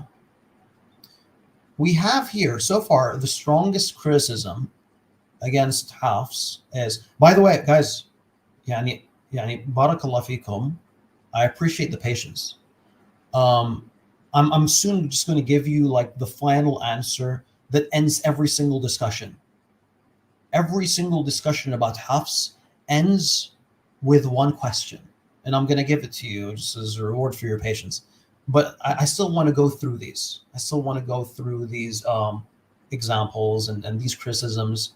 I just want to put these guys in their place, man. This is my Eid, ya akhi. This is my Eid. I want to enjoy my Eid. I want to have some fun. Ya Allah, bismillah. Let's go back to David Wood. Let's go back to David. Punk David. You look at the actual history of Islam, entire chapters came up missing because Muslims were too lazy to recite them. Large passages came up missing because the only people who had those passages. Sure, ya akhi, sure. Chapters were missing because Muslims were too lazy to recite. What's this? What is this, man? Muslims were too lazy to recite them. Large passages came up missing because the only people who had those passages memorized died in battle. Verses are eaten by a sheep or... Friggin' this guy, you see this guy, he's stuck in the 90s. This guy's still stuck in the 90s. David, man, you know, subhanAllah, I'll tell you something. All one needs to do, if you want to prepare like a decent Christian apologist, all they got to do is type in Farid Responds and type in the name of the argument or type in the name of the topic or whatever, and then you'll have an idea of what Muslims say. SubhanAllah, stuff I've responded to 4 or 5 years ago and still regurgitating it. Wallah, unfortunate. He's not lying. I don't think he's lying. I don't think he's being deceptive. He's just too freaking lazy. He doesn't want to know the response. Anna, by the way, I'll tell you something. When I critique Shi'ism, I'm very interested to see what they say, because I don't want to be stuck 10 years back, 5 years back, whatever. I don't want to be stuck. I want to be up to date. I want to see where the discussion is going. This guy's still stuck in the 90s, bro. Allah. Go depending on your source. Over 200 verses were lost just from Surah 33 alone. And then you end up with all these differences in the way people were reciting the Quran. Uthman, it becomes such a problem that Uthman, the third of the rightly guided caliphs, orders everyone to hand over whatever copies they have of the Quran, burns them all, puts out a standardized version, and before not too long, you end up with dozens of versions of the Quran, dozens of different versions of the Quran. Some guy comes along and says, I'm imposing these 7. I'm saying these are the 7 good ones. We're rejecting all the rest. Someone comes along after him and says, no, we need to add a few more. Shufuha, check this out. Why does Ibn Mujahid canonize? I think the term canonize is a bit weird. Ibn Mujahid writes a book in which he explains the differences between the 7. طيب. Why does Ibn Mujahid do 7? Why doesn't he do 1?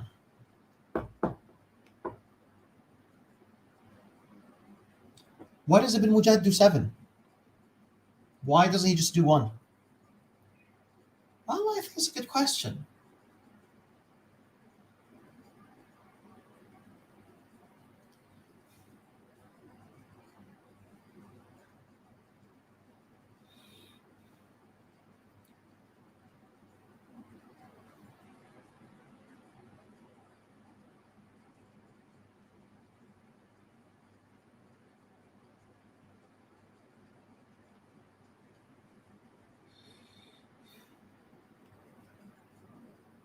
because these 7 were popular in his time.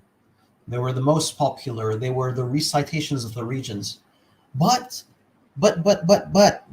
why 7? Why not 1? Because let's say the recitation of Nafi' is more popular than the rest.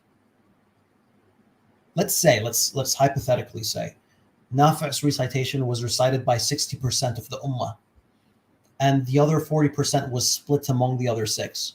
Hypothetically, why canonize 7? Why not just 1?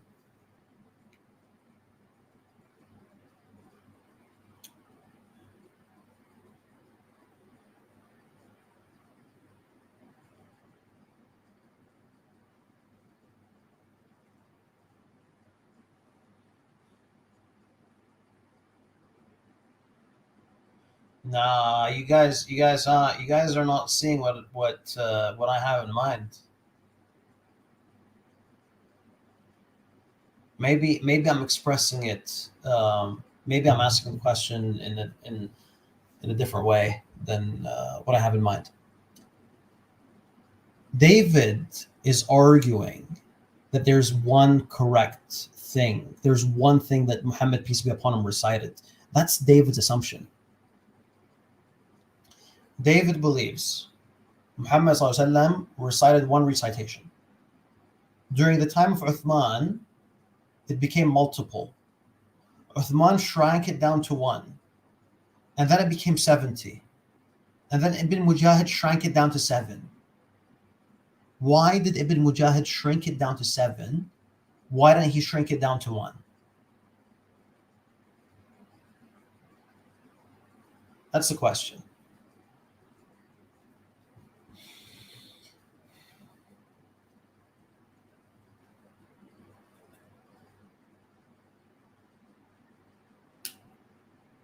Hamad Dolan. Hamad Dolan's MVP, guys.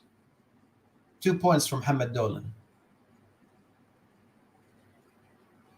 2 points from Hamad Dolan.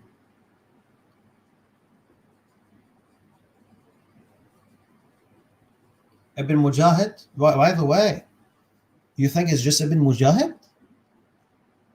How about this, guys? Can anyone find an example of a classical Muslim scholar that believed in 1 recitation?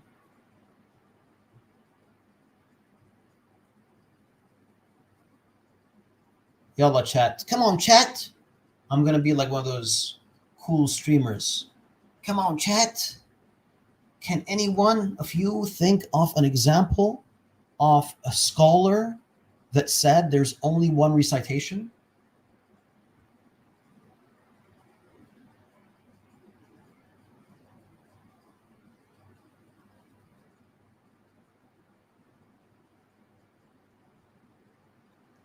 No, not even Yasir Qadhi says this. I think. I don't know what Yasir Qadhi is on today, but yeah, I don't think Yasir Qadhi says this. Wallah shuf. We're not playing that game, Muja.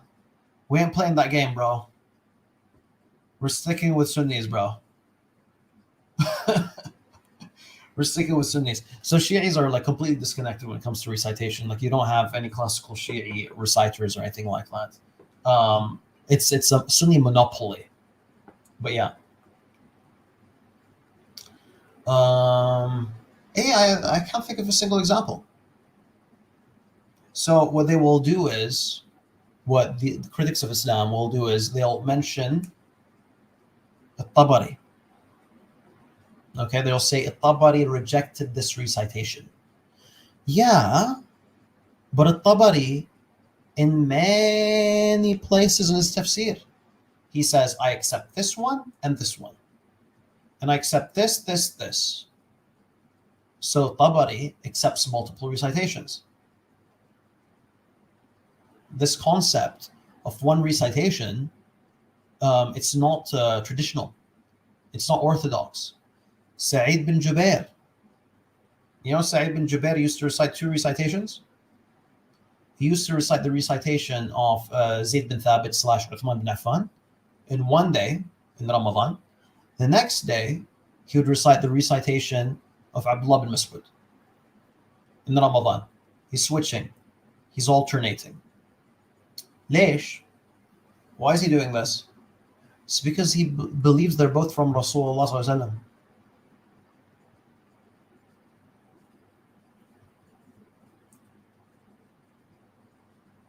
wasallam. Okay, you get me, guys?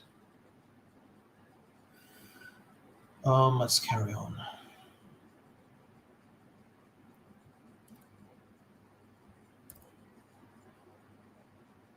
These guys are all making decisions about what is and is not considered the Quran. Like, what authority do these guys have to make those kinds of decisions?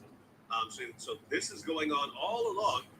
And so you have different versions of the Quran. And those different versions of the Quran come through different chains of transmitters. So how did you get this version of the Quran? Well, this version of the Quran came from so-and-so, who got it from so-and-so, got it from so-and-so, got it from so-and-so, all the way back to Muhammad. This version of the Quran, it came from so-and-so, got it from so-and-so, got it from so-and-so, got it from so-and-so. You ended up with a situation where one particular version of the Quran, not because it was especially reliable, not because they went to manuscript, but just because that's the one the Ottoman Empire spread when it controlled the Muslim world, that one became most popular. So that's the one that in 1924 was. Do we know the wisdom behind Qira'at? Yes. And you'll find the meanings, sometimes they add to the fiqh. Sometimes you'll find some additional matters in terms of aqidah. Sometimes you'll find the eloquence of the verse being elevated because of the additional meanings. So it really depends on the verse. In regards to what David just said, actually, let me just play it again. You guys are confusing me, bro.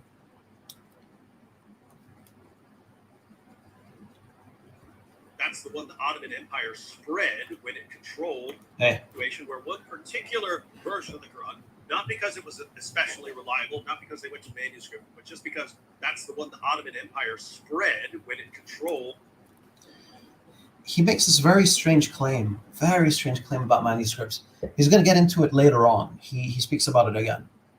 I'll share some more thoughts over there then. All right. But yeah, he doesn't know what he's talking about, man. The Muslim world, that one became most popular. So that's the one that in 1924 was put out as the 1924 Cairo edition. They went with Hafs. But here we had Jai and Daughter of Christ, and they're going through what Muslim scholars in the area of the reliability of transmissions are saying about the guy who transmitted. Okay, yeah, guys, just a very quick question. He's saying that the Ottoman Empire was like the main reason for the Hafs recitation spreading. Do you guys agree, yes or no?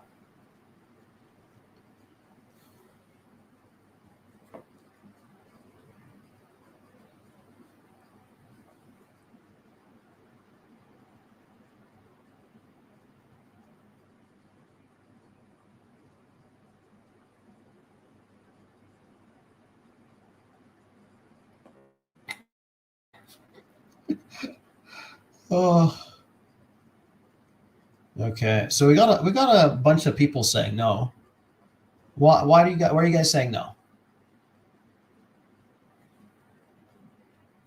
We got some people saying yes. We got some people saying no.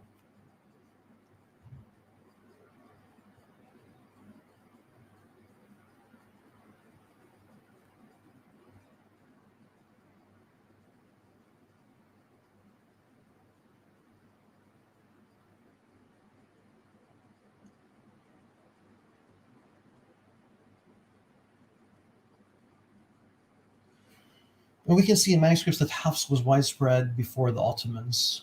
Wallahu a'lam. Hafs was more popular centuries.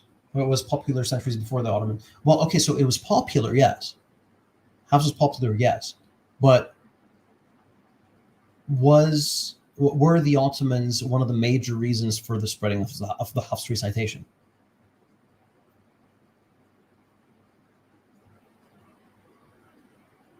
Personally, I haven't seen evidence against this. I wouldn't be surprised, because here's the thing: like, even the Hanafi madhab was spread mostly through the Ottoman Empire, and empires played a role in the spreading of madhab. And like before Hafs, the most popular recitation was Abu Amr bin Ala''s recitation. So, yeah, popular in some areas, sure. Did the Ottomans spread Hafs's recitation? Perhaps. Does it change anything in terms of reliability? No. Doesn't change anything.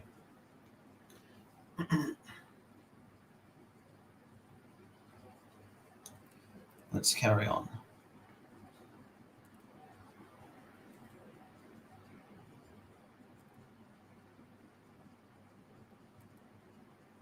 The most popular version of the Quran in the world. 95% of Muslims use this Quran.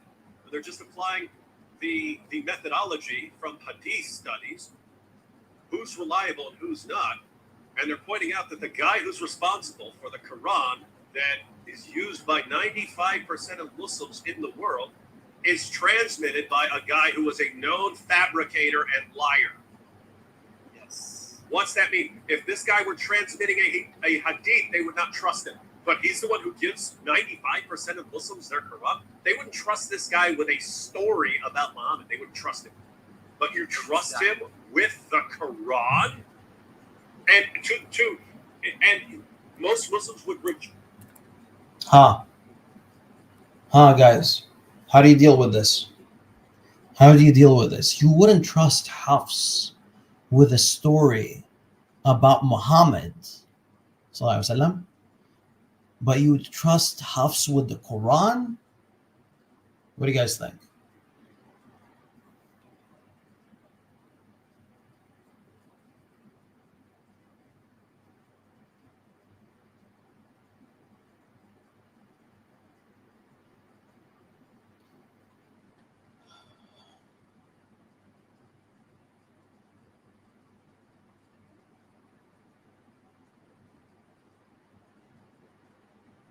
Wait, what? Who's fake Adam Yahya? What the heck's going on? There's something weird happening in the chat.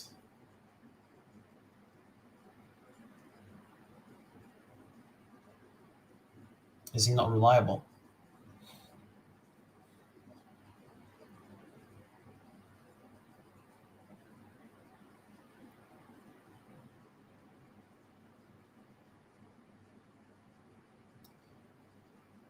And I'll tell you, I'll tell you what's going on.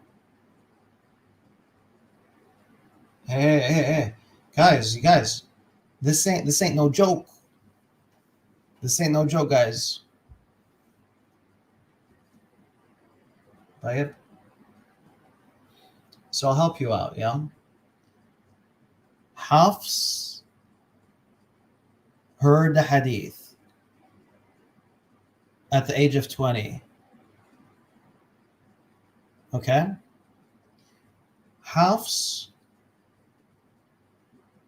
it's around the same time, has memorized the recitation of Asim, let's say. Asim passes away, I don't know how long later, 5 years later, 10 years later. Hafs is a teacher of the Quran, and he's teaching the Quran for 5 years, 10 years, 20 years, 30 years. He's teaching the Quran almost every single day. And all of a sudden, Hafs is the top guy from Asim. He's the main Quran teacher from Asim. Someone comes up to him and says, "Ya Sheikh," people look up to him now, by the way. People see Hafs as a big deal. And he's old now.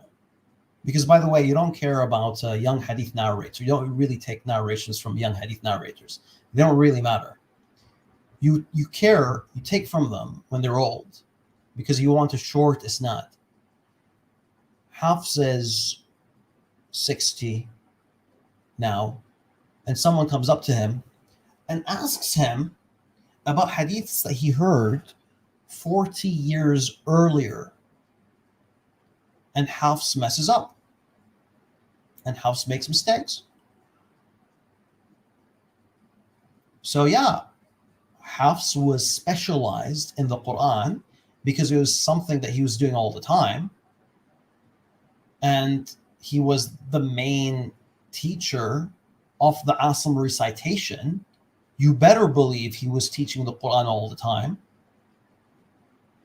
and he wasn't someone that focused on hadith. طيب. So inshallah, that's sufficient. Is that a sufficient answer, guys? Is that a sufficient answer so far? Now we're talking about reliability in terms of his memory. By the way, this is just about his memory. We haven't gotten into him being an alleged liar yet. But so far, so good. Does this explain things? Alhamdulillah, we got the fake Adam Yahya affirming this makes sense. Yusuf affirms, the other Yusuf, and Gambit. Alhamdulillah, and a bunch of you guys. طيب. By the way, this is... We need to kick this guy. We need to get rid of this guy. طيب.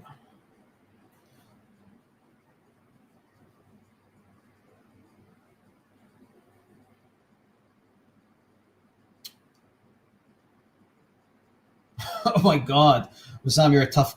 Wissam's upset. Wissam's like, khalas, let's get rid of Ibn Khirash. Okay, so in regards to Ibn Khirash, the only criticism, or at least the only thing that was shown so far, is see here, like before the last slide, Ibn Khirash said he's a liar, rejected, fabricating hadith. Ibn Khirash isn't seen as like a popular critic of hadith. He wasn't seen like as one of the main hadith critics. So, okay, bismillah. Very quickly for you guys. Let's do this. Who are the main critics of hadith? Every time you answer, you get 1 point. Ya Allah, 1 point per answer. Who are the main critics of hadith? If you mess up, you get -1. MashaAllah, MashaAllah. Khalid Ibrahim, we need to get rid of this Khalid Ibrahim guy. Okay, we got 1 point for fake Adam Yahya. Alhamdulillah. If you type in Daraqutni, you get my picture, unfortunately, on Google. -1 for flipped user. We're not talking about modern, bro. Alhamdulillah, we got Nasa'i. 1 point for random. Imam Bukhari, MashaAllah. Yahya bin Ma'in. Muhammad Dolan, you're down to 1 point, bro. I'm sorry, I'm Muhammad Dolan. All you guys saying Bukhari. All you guys cheating saying Bukhari. Okay, I like this guy. This guy, Bataghi, I can never pronounce your name. You got 4 points. You got Imam Ahmed. You guys remember when CP said Imam Ahmed? He goes like, Imam Ahmed. But yeah, one of my favorite clips.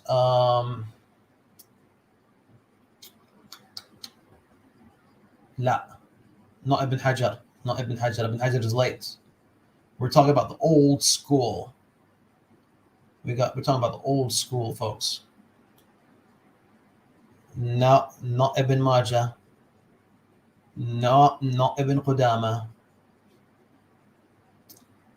Ad-Darimi. If you mean Uthman bin Sa'id, then you may be right. I wouldn't say he's one of the top guys, but he has this compilation from Yahya bin Ma'in, which is somewhat important. I mean, it is an important book, but it's mainly Yahya bin Ma'in statements. Abu Dawood, that's a good one. Tirmidhi, and I lost count, guys. I don't know who's gaining the points, man. Not Shawkani, no.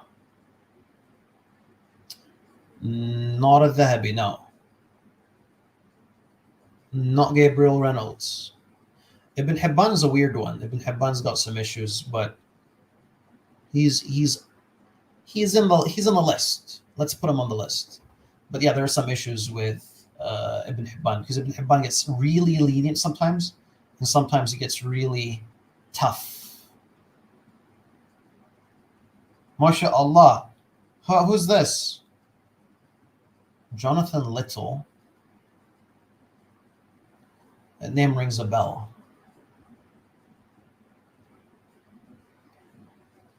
Wallah, bro, is that even his name? I can't recall. Pretty sure that's not his name. MashaAllah, MashaAllah, MashaAllah. Guys, khalas. Too many names. Bismillah. Now, I don't even remember the point I was making. What was the point I was making? Yes. So Ibn Khiraj, he's not on the list. Ibn Khiraj is not one of the main ones. Like, yani, you have statements of like Ibn Hajar and Ibn Qutb when Ibn Khiraj like weaken someone, they're like, yeah, whatever. So yeah, they don't care. They don't care about Ibn Khiraj. Okay, that's the first thing. Wissam from Beyond Doubt Theology, folks, do subscribe to Beyond Doubt Theology. But yeah, he says Ibn Khiraj is a Rafidi and a liar. I don't know if that's accurate. I'm not sure if that's accurate, and I'm leaning towards no. But either way, he's not a major hadith critic, one. And number two is, like you have scholars just rejecting what he says. So it doesn't matter. Yeah, let's carry on. Oh my God, what a long video, huh? Check other versions of the Quran if it didn't line up with this one. When it's the one that was popular in the Ottoman Empire, and the guy who transmitted it's a known liar. That's the situation they're in with their perfectly preserved book. Anyway, this is funny, wild stuff. So apart from just being weak in hadith and a fabricator of hadith, which means he's a liar, a fabricator, he actually is something else as well. He's also a thief. So Yahya bin Sa'id said from Shu'bah. So Shu'bah was the other student of Asim. He's the other canonical reader. He's the other student from Asim, guys. Took a book from me and did not return it. And he used to take people's books to copy them. So he used to take their books and he would just keep them and then keep them to himself, and then he'd take other people's books and he'd copy them down, like as if they were his own or something. Well, Yeah. I mean, to be fair, it's just imitating Muhammad there, right? I mean, Muhammad is the pattern of conduct. And Muhammad used to steal everyone else's stuff, so can't blame him for that. That's a good point. So he's a thief, okay? He's a liar. And so again, we have another kind of repeated story here, saying that Hafs was a liar. Ibn Hibban said that he used to forge and fabricate the chains of narration. So not just fabricating hadith now, he used to fabricate the chains themselves. So Oof. You hear that, guys? He says that Ibn Hibban said he used to forge and fabricate chains of narration. Huh. You see that, guys? I never came across that. By the way, is Master of Arabic, huh? Master of Arabic is saying this. Where does he say this? Ibn Hibban. When Ibn Hibban? This is Tahdhib al-Tahdhib, guys. We're quoting the same source.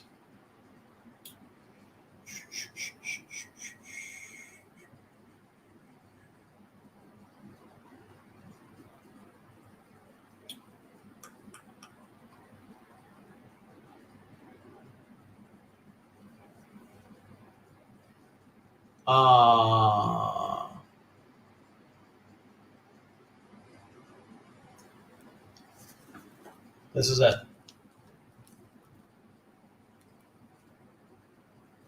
Let me try to get it in there.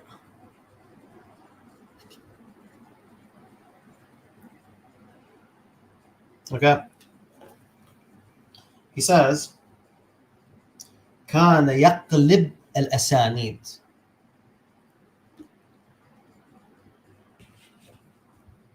It says كان يقلب الأسانيد. Now this statement كان يقلب الأسانيد, if we're going to like translate this literally, give me a sec.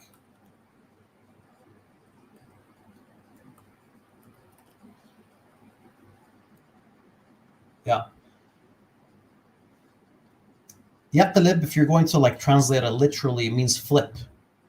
It means flip the chain. So for example, he would attribute, he would like mention a chain with a report that's supposed to be the chain of another report. Now, is this something that's done intentionally? Ibn Hibban says about another narrator called Muhammad bin Abdullah bin Ubayd bin Umair, he would say, he used to flip chains with a lack of understanding due to the weakness of his memorization. He also says about Ismail bin Rafi', he was a good man, but used to flip narrations. طيب? So this yaqlib, the act of flipping. Where's the flipped user? Where's flipped user? That's it, man. That's the dude, bro. That's awesome. Okay. So flipping a report, I mean, I know it's a weird description, but this does not mean that he's lying. Now this is translated. شوفوا. What is it translated as? It's translated as Ibn Hibban, he used to forge and fabricate the chains of narration.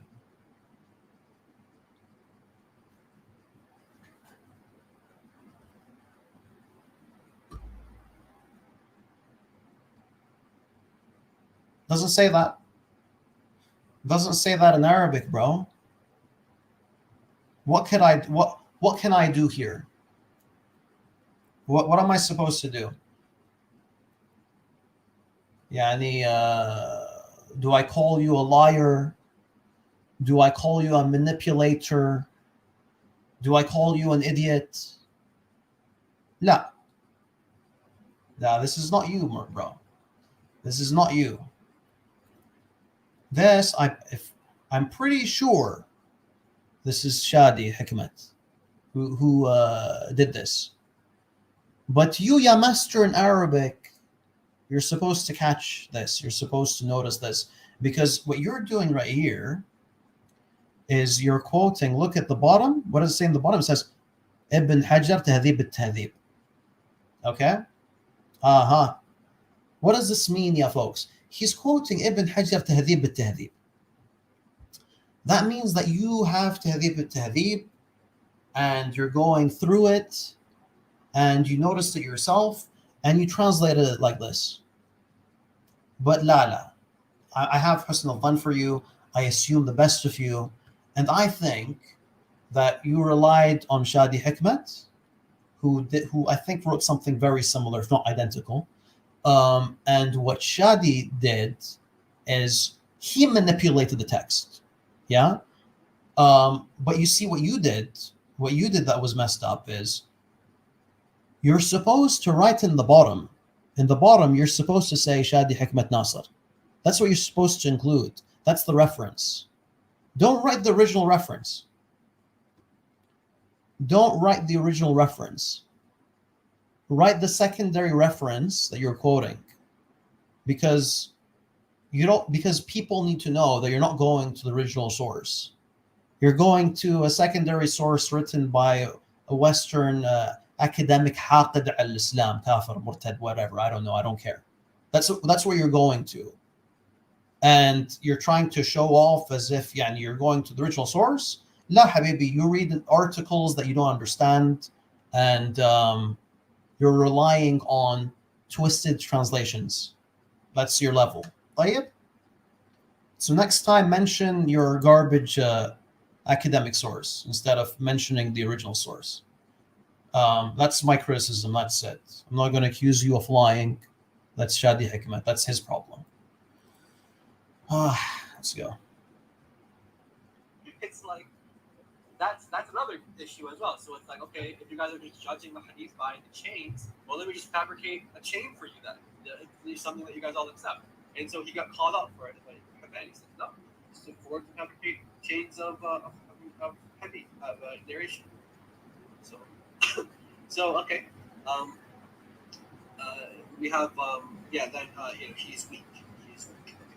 You're weak. Little weakling. So he's weak, he's a fabricator, he's a thief, and a liar.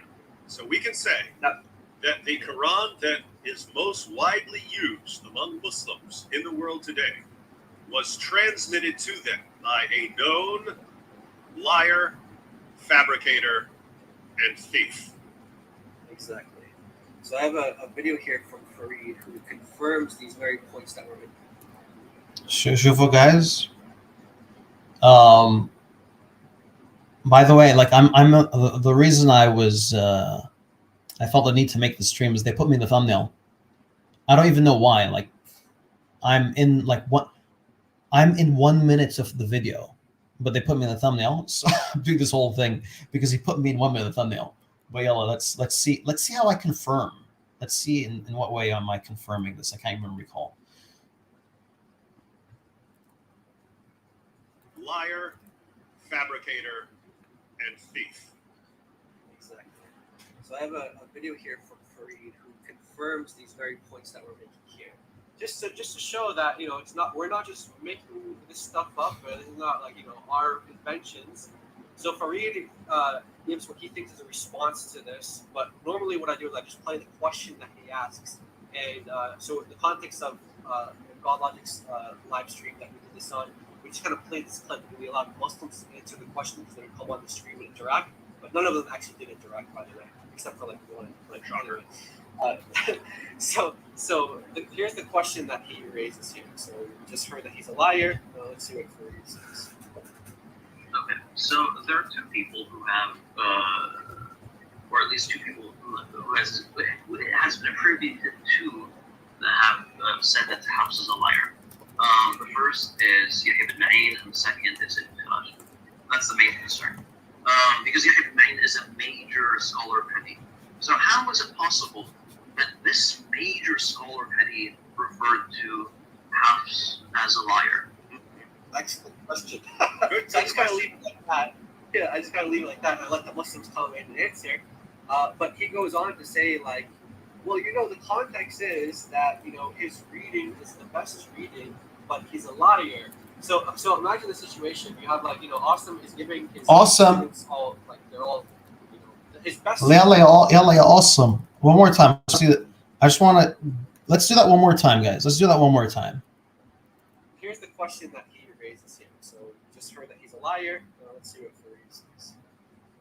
Okay, so there are two people who have, or at least two people who it has been attributed to that have said that Hafs is a liar. The first is Yahya bin Ma'in, and the second is Ibn Khilaj. That's the main concern. Because Yahya bin Ma'in is a major scholar of hadith. So how is it possible that this major scholar of hadith referred to Hafs as a liar? Excellent question. So I just kind of leave it like that. Yeah, I just kind of leave it like that, and I let the Muslims come in and answer. But he goes on to say, like, well, the context is that his reading is the best reading, but he's a liar. So imagine the situation. You have Awesome is giving his students. Guys, did he claim that I said that Hafs is a liar? Or did he claim that I affirmed that Yahya bin Ma'in said that Hafs is a liar? Help me out, guys. Help me out. Yeah, well, clearly, guys, we don't want the response. Clearly, we don't want the response. But yeah, is it me? Is from this video? Am I saying that Hafs is a liar, or am I saying that Yahya bin Ma'in is saying that Hafs is a liar? Yeah, it's the second.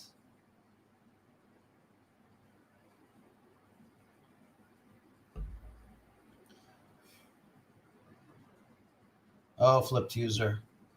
This guy, man, this guy.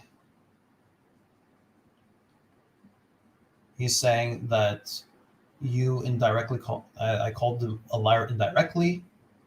Neither. He's painting it as if you. He's painting it as you affirming that Hafs is a liar. No, you're quoting Yahya bin Ma'in. They try to say you confirm what they say.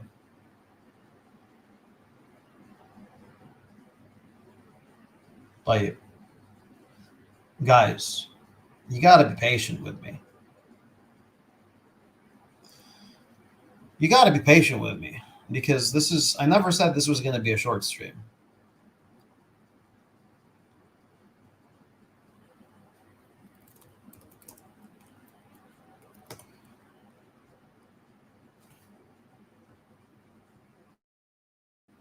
Never said this was going to be a short stream, guys.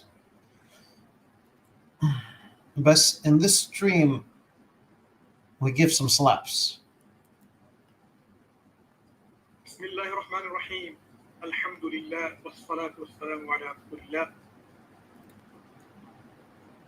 Because on that, you think I can forget remember the context? You think I can remember? I can't. I don't know what the hell's happening, man. I don't know what the hell's going on.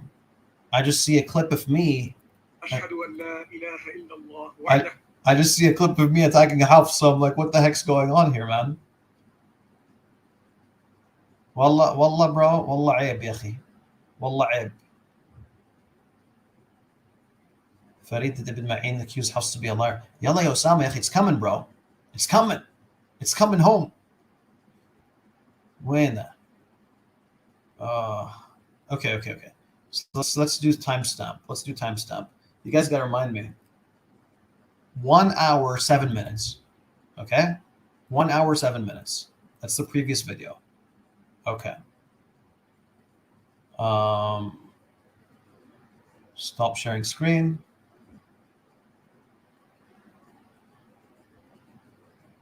لا يا عمر احنا سهرانين الليلة يا أخي. اسمح لي تتم معنا يا أخي. لا تهدنا. خليك معنا يا عمر.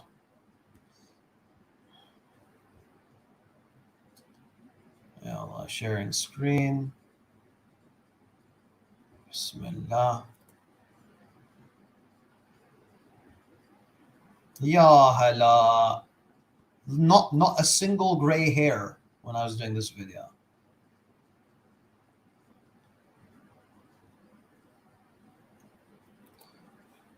I got no idea where the clip is, but Bismillah, we're going to inshallah.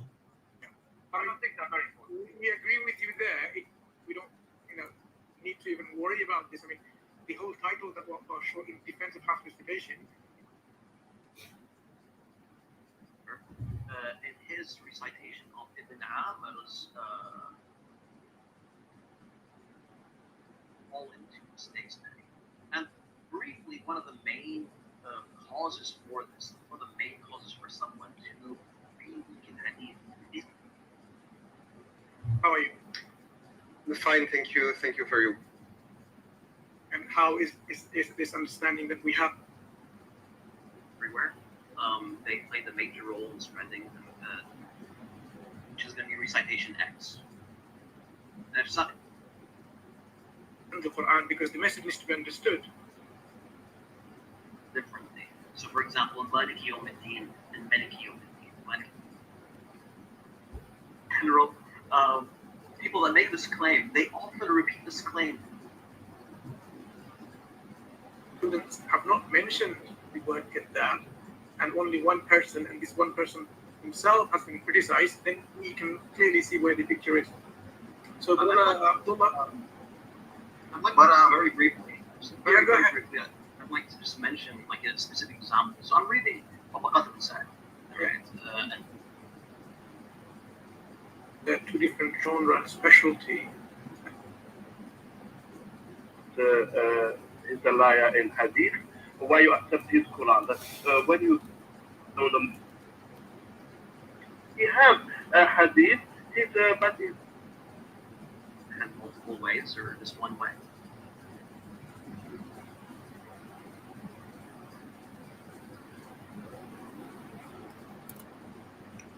sharing his opinions on the House.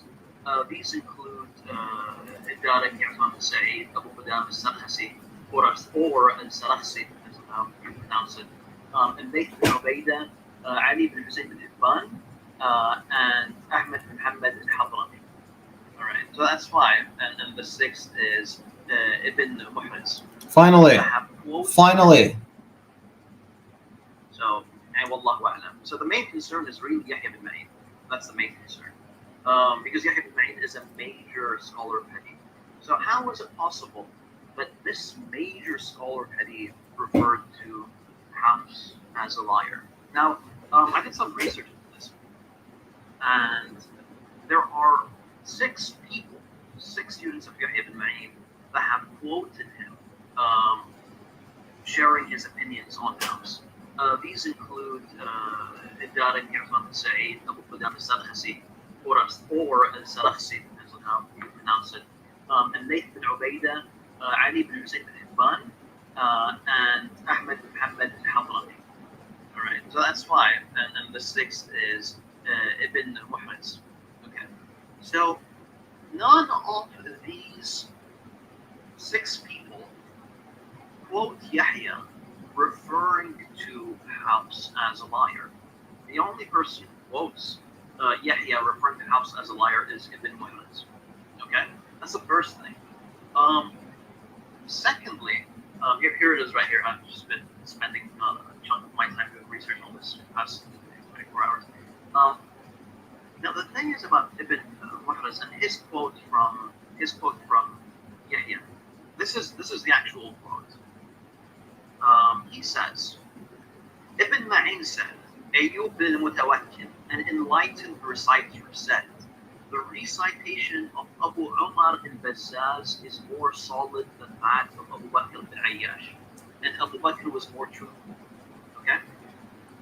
Yahya said, this Abu Umar is a liar, referring to Hafs. Now I want you to keep a couple of things in mind here. Firstly, this statement is actually a statement in which he's saying that Hafs's recitation is the best recitation from Asr. Okay? Now, imagine that. Imagine referring to someone as a liar, but saying that his recitation is the best recitation. So what does that mean? That means that there are no specific issues with the recitation of Hafs. And this is my challenge to anyone who wants to critique Hafs. Provide an example of a lie that's recited by Hafs. Okay? Go through the Mus'haf from Al-Fatiha to An-Nas, provide one example of a lie by Hafs. And if you cannot find an example, then why are you still bringing this argument up? It's not that this question is not. This point is not to you, Akhi Abdullah. It's just a point in general. People that make this claim, they often repeat this claim, but they never bring an example. And it's something I say in the comments all the time in my videos. I say, where did Hafs lie? Show me the example of Hafs lie, and they never provide an example. So we can say that the riwayah, or what Hafs has read from the Quran, which has reached us by way of tawatur, whether or less he is a truthful person or not. Yes. You can say that. Now, I have something more to add about the whole Yahya bin Ma'in thing. Okay. His quote, you see that quote I just provided about from Ayyub al-Mutawakkil that says that the recitation of Hafs is better than the recitation of Abu Bakr bin Ayyash, etc., etc. However, Abu Bakr is more truthful, Abu Bakr is more accurate, more trustworthy. These statements, this is actually said not just by, not just in the report by Ibn Muhriz. And I'm sorry, I'm gonna lose you guys. I hope you guys can focus on this. I'm gonna try to be clear. Mansur, please do have me repeat anything if it's unclear. Sure. There are 2 other students of Yahya that quote the same thing, and that's Nathan bin Ubaida and Ali bin Hussein bin Hibban. You'll find the quote by Ali bin Hussein bin Hibban and Tahdi bin Kamal. You'll find the quote by Layth bin Ubaida and Kamil by Ibn Adi. They quote the same thing. However, they don't quote him saying that Abu Umar al-Bazzaz is a liar. They don't quote him saying that. So that's only in the report by Ibn Muhriz. So where does that quote come from? The quote is something that you also find in Ma'rifat al-Rijal by Ibn Muhriz, and it's something that Yahya is asked about separately. Okay? And I'm just going to read it out to you very briefly. He says, قال سمعت يحيى بن معين يقول وذكر أبو عمر البزاز الكوفي. So he's saying, Ibn Muhriz is saying, I heard Yahya bin Ma'in say, and Abu Umar al-Bazzaz was mentioned. And he said, كان أبو عمر هذا كذاب. This Abu Umar is a liar. Okay. Now, here's something really interesting. Abu Umar al-Bazzaz.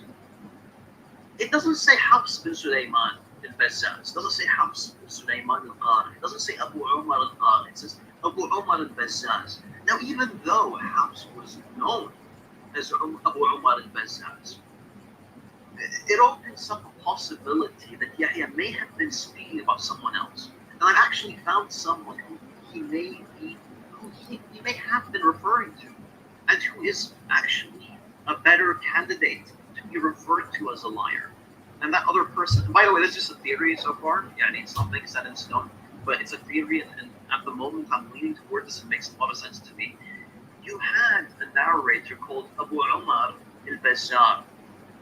Okay, in some books he's referred to as Abu Umar al-Bazzaz, and his name is Dinar bin Umar, and Dinar bin Umar was actually referred to as a liar by al-Khalili, and he used to be one of the officers of al-Mukhtar al-Thaqafi. Al-Mukhtar al-Thaqafi being the notorious liar, false prophet who used to claim that he used to be able to see the unseen. So that person was accused of lying by al-Khalili, and it seems to be quite likely that Yahya bin Ma'in may have been referring to him. And the reason, again, why I say this, I'd like to remind you, is you have 5 other students of Yahya quoting Yahya, speaking about Hafs, not calling him a liar. And none of the major critics of Hadith, whether it's Bukhari, Nasa'i, Hatim, Zur'a, Ali bin Madini, Muslim, Daraqutni, none of them, Ibn Hibban, none of them call Hafs a liar.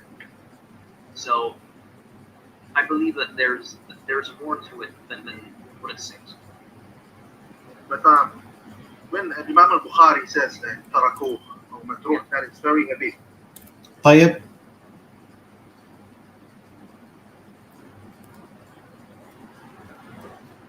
طيب, guys. So to summarize, what I'm saying, one sec. To summarize, I doubt the attribution to Ibn Ma'in. I have my doubts about the attribution to Ibn Ma'in. And I've provided my reasons as to why I'm doubting it. But Questions they come on the street and interact, but none of them actually did interact, by the way. this is how I'm being portrayed. Except for like one, but here's the question that he raises here. So we just heard that he's a liar. Let's see what for reasons. Okay, so there are 2 people who have, or at least 2 people who it has been attributed to have said that Hafs is a liar. The first is Yahya bin Ma'in, and the second is Ibn Kharaj. That's the main concern. Because Yahya bin Ma'in is a major scholar of Hadith. So how is it possible that this major scholar of Hadith referred to Hafs as a liar? Excellent question. So I just gotta leave it like that. Yeah, I just gotta leave it like that and let the Muslims come in and answer. You see that?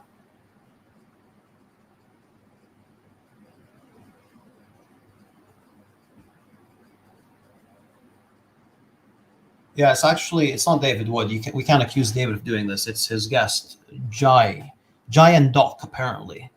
So the idea is this. They cut this clip out of me saying, me affirming this attribution to Yahya, they cut out the 5 minutes of me rejecting this or claiming that there's a problem with this and stating that all the other students of Yahya don't quote this, and that there is another person called Abu Umar al-Bazzar who has been referred to as Abu Umar al-Bazzaz, and that most likely is him. That most likely is the person he's talking about. He cuts it out and makes it seem like this is something that's set in stone about Yahya. And okay, so Assassin's like, Davida agrees with him though. But David doesn't know what the hell is going on. David, يعني subhanallah, يعني David, if you give him an English translation of a text, he'd get lost. You want him to understand what's going on in this topic? That is miskeen. We can't blame David for this one. And David doesn't know about the original clip. David doesn't watch my videos. You think David would watch my videos? Miskeen. If David watched my videos, it would cause him anxiety. It would be both him and Apus on the pills, man. So, nah, David, no way he's watching my stuff. He wouldn't be able to see the full context. But this guy, his guest, is cutting out my explanation and my skepticism towards the quote. And he's just telling people, look, Farid is showing you that Yahya bin Ma'in called Hafs a liar. It's deceptive. Lesh, why are you doing this? I thought that this was like an airtight topic, easy to prove Hafs is a liar. Why do you need to be deceptive? What do you guys think? What do you guys think this punk needs to be deceptive? Oh.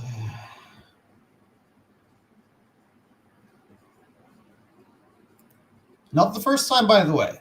Not the first time.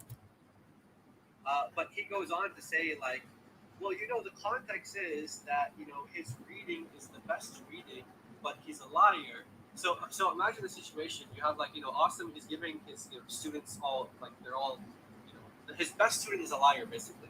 So they're like, the best you've got is a liar. That's your top guy. Good job. Yeah.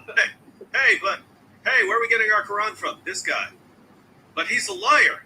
He's still the best we've got. Yeah, exactly. But he's a fabricator. He's the best we got. He's a thief. He stole my book and never gave it back and then passed it off as his own. Which part of he's the best we could come up with didn't you understand? Guys, do you guys get this point? Do you guys understand this point? So they're reconciling between Yahya bin Ma'in, calling him a liar, and calling him the best reciter. What do you guys think is going on here? بس يعني هذا هو. Just say خلاص هو متخلف, and that's it.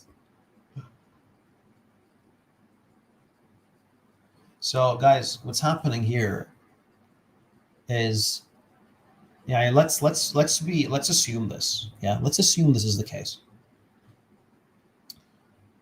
Let's see. Actually, yalla. Now I'll give it to you guys. I'll give you my gift. Yeah, this is how you deal with every single discussion about Hafs. About Hafs being a liar. Yeah, the easiest way to deal with this claim that Hafs is a liar is by asking them, where did he lie? In the Quran, يعني in the Quran, in the Quran. This guy, man, this guy is miskeen. I'm asking, you're saying Hafs is unreliable in the Quran. Where did he lie in the Quran? By the way, there's actually a dirasa. There's I don't know, a master's thesis on the topic of Hafs's hadith. You should check it out, by the way. But you're accusing Hafs of lying in the Quran. Where did he lie? Give me an example of Hafs lying. So let's assume that Hafs is a liar. Yahya bin Ma'in is saying that he's the best in the Quran, does that mean that he's not the best in the Quran? Does that mean that he's unreliable in the Quran? Yeah, let's do this. Someone is a master at identifying fingerprints at crime scenes. Okay? But that person happens to be a drunkard. Does that mean that we need to toss away the whole field of crime scene investigation or the whole science behind identifying fingerprints?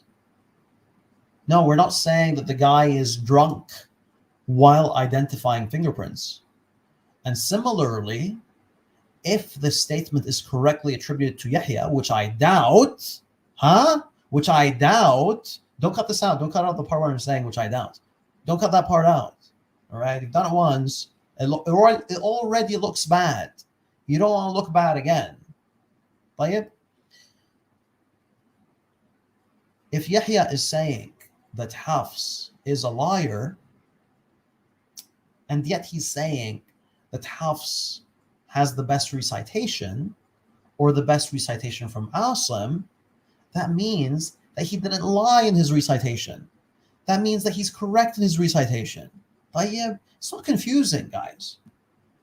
It's not confusing. Oh, yallah. Let's carry on.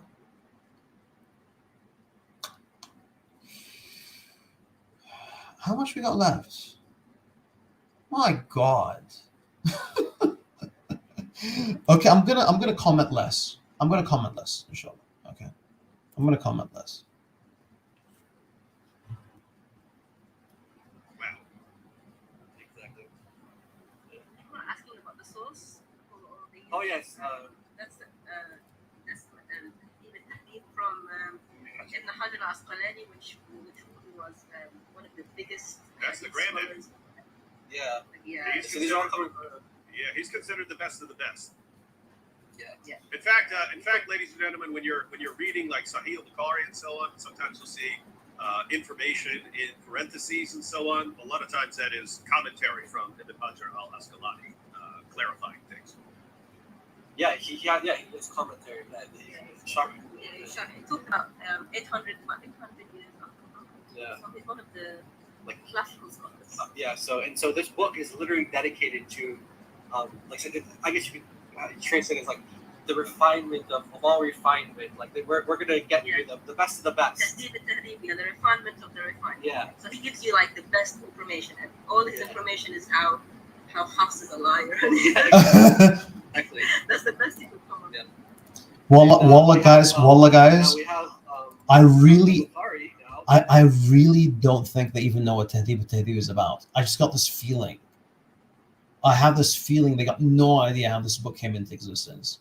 But yeah, let's just carry on.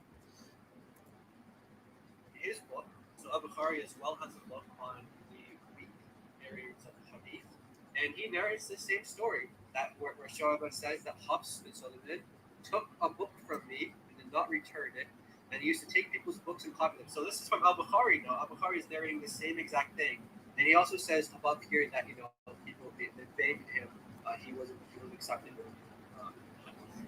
So Al-Bukhari. Another scholar here, another scholar of Hadith as well, Ibn Jawzi. This is the book of weak and rejected narrators. He kind of narrates the same stories here, where it says. So I've actually dealt with this in my previous stream with Mansour. And the claim that Hafs stole a book,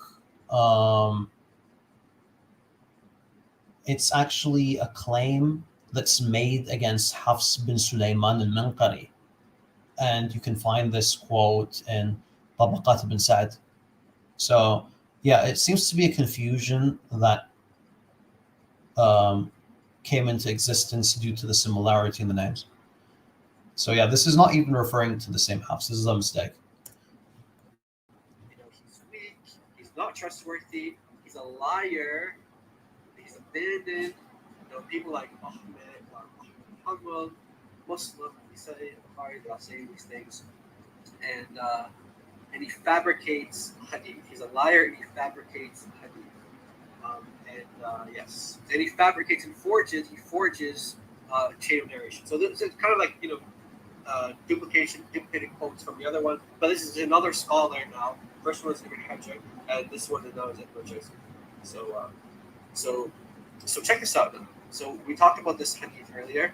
I gave you an example of the weak hadith, and it's the one that says like basically if you memorize the Quran and you live by it, you make lawful what it makes lawful, you make unlawful what it makes unlawful. Allah is going to admit you into paradise and then give you 10 people to intercede for, who would originally have otherwise been sent or put assigned to hell. So you would probably imagine who would fabricate a hadith like this? Well, someone who memorized the Quran. Oh. So why is this weak? Well, why is it weak hadith? Why? Because Hafs is in the chain. Hafs is the one narrating it. Wow, guys, did you catch that? Did you catch that? So, guys, you can look up. Jamia Turbine 2905. It's about, hey, if you recite the Quran, you are the man. You recited it, you're good to go. And this is classified as a weak hadith. It's naif, it's weak, it's a little weakling, you can't trust it. And we say, why is this hadith weak? Why? We don't know. We see the grade, but we don't know why it's classified as weak. And Giant DOC here pointed out it's weak because it was transmitted by the same guy who gave 95% of the Muslims in the world the Quran that they use and trusted. This is literally what the Muslim scholars say for this hadith. This is literally what they say. They say, why is the chain not authentic? Why is it inauthentic? Because they say, why? Because Hafs is in the chain and he's nothing. He's nothing in hadith. One of them says that. The other one says, Hafs was the only one to narrate it and Hafs was weak in hadith, so therefore it's not authentic.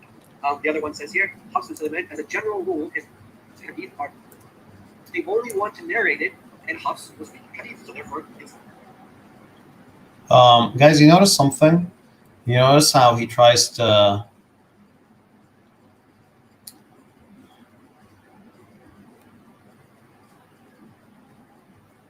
you notice how he like tries to copy David in like what's the word I'm looking for?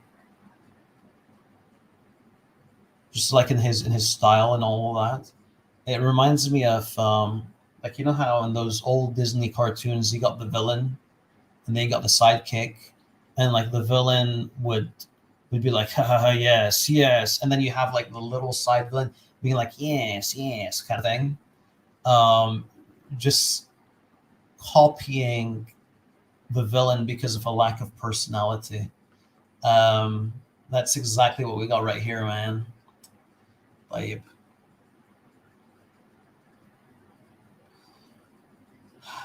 let's see.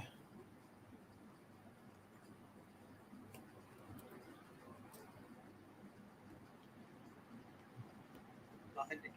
The other one says here. By the way, folks, just Aywa, this is it.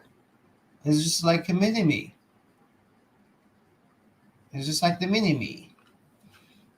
By the way, if you notice, none of the hadith scholars here call Hafs a liar.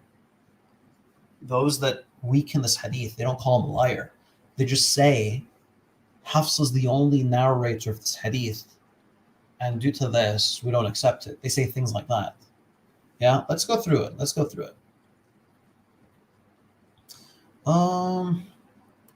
So the one on the far right, yeah, so he says Hafs bin Sulaiman Ahmed hadithu ghair mahfuz. Right, so these narrations, they're not verified or not known, and that's why Ibn Adi rejects him. I don't even think that Ibn Adi is referring to this specific hadith, because Ibn Adi usually makes these statements at the end of like the biographies. So I don't think that Ibn Adi is accusing him for this report. But I need to check what Ibn Adi says specifically. Al-Bayhaqi says Hafs bin Sulaiman tafarrada bihi kana da'ifan fil hadith, meaning Hafs bin Sulaiman is the only narrator of this hadith, and he's weak in hadith. Is he calling him a liar? No. He's saying he's weak in hadith. But he says Hafs bin Sulaiman is the sole narrator of this hadith. And because he's the sole narrator of this hadith, we cannot accept it. Because there's a possibility that it's wrong. There's a good possibility that it's wrong. Yeah. And then, of course, you have Ibn Qaysarani saying that Hafs bin Sulaiman is nothing in hadith. That's it. So no one here is accusing him of lying. General rule is hadith are not preserved due to his weakness. So this hadith that I've showed you right here, this one right here, the scholars are telling us, 3 different scholars here, like Al-Albani, for example, is one of them, is telling us that actually, anyway, maybe not one of these ones, but he also says that it's weak as well. But from what I remember, I have to really get that source. But anyway, we have all these 3 different scholars here, 3 different scholars of hadith who are grading it and telling us why is this very hadith rejected? Because Hafs is coaching. That's it. So Hafs, That's the only reason they cited yeah, Medina. that's it. Yeah. So okay, amazing. And so you might think that's it. Okay, so okay, yeah, Hafs is like that's Hafs is bad. Okay, what about the other people in the chain? What do these scholars say about them? Way worse. It gets worse. So let's cross It it. gets worse. Yeah, it gets worse. Yeah. It gets So now worse than the guy who gave you your Quran and the version is named after is a big liar. Shufa. You hear that, guys? It gets worse. That they're worse. He says it was worse. Let's see. What does he say again? What did he say? That's it. Yeah. So okay, amazing. And so you might think that's it. Okay, so okay, yeah, Hafs is like that's.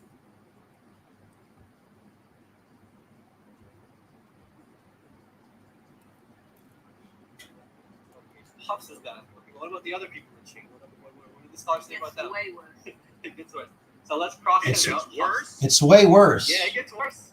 Yeah. It gets So worse now than the guy. She's saying it's way worse. It's way worse than Hafs. يعني Hafs is a liar. Okay? Allegedly, Hafs is allegedly. I have to say allegedly. I have to say allegedly because if I don't say allegedly, they're gonna cut me off. They're gonna cut it and they're gonna be like, shuf, Farid accuses Hafs. طيب. Guy who gave you your Quran and the version is named after is a big liar that can't be trusted with a hadith. Exactly.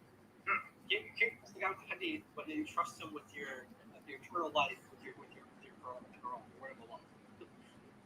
So now let's go to the guy who he got it from Austin. So what do they say Awesome. about him? What do they say about him? Is he reliable? All right, let's see.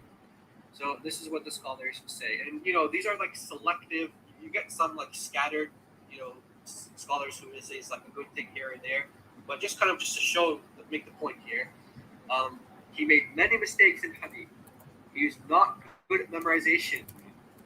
Listen to what this one says here. Anyone scattered. So this is what this scholar. And the version is named after is a big liar that can't be trusted with a hadith. Exactly. You can't trust the guy with the hadith, but you trust him with your eternal life, with your Quran, the word of Allah. So now let's go to the guy who he got it from Austin. So what do they say about him? What do they say about him? Is he reliable? All right, let's see. So this is what the scholars say, and these are like selective. You get some like scattered, scholars who say it's like a good thing here and there, but just to show, to make the point here. You hear that, guys? You hear that?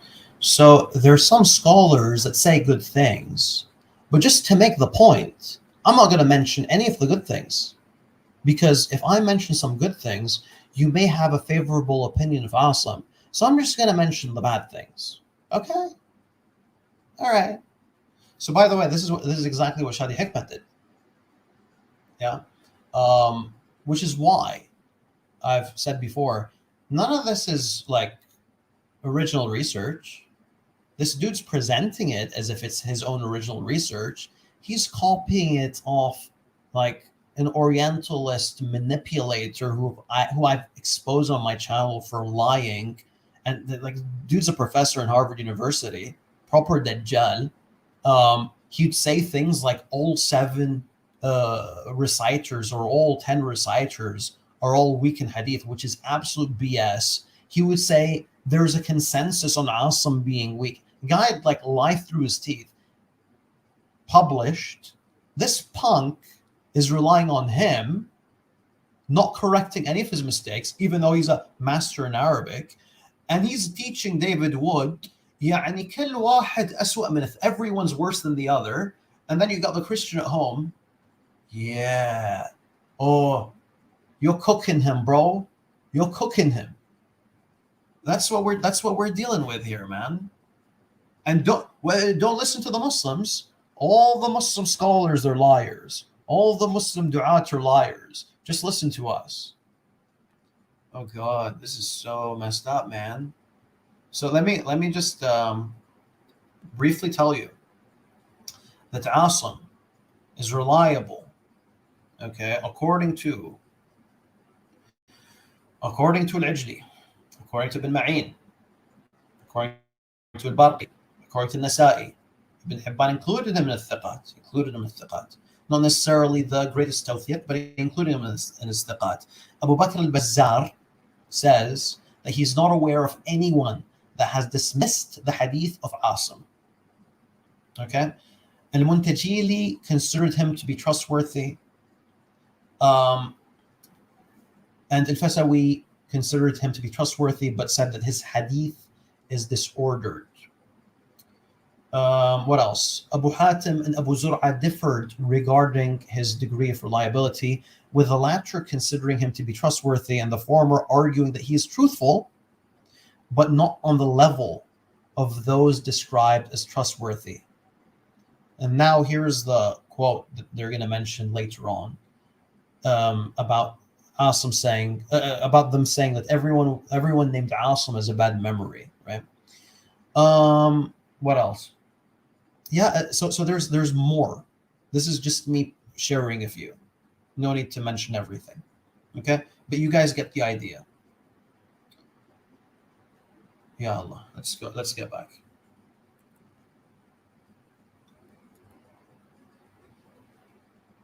He made many mistakes in hadith. He was not good at memorization.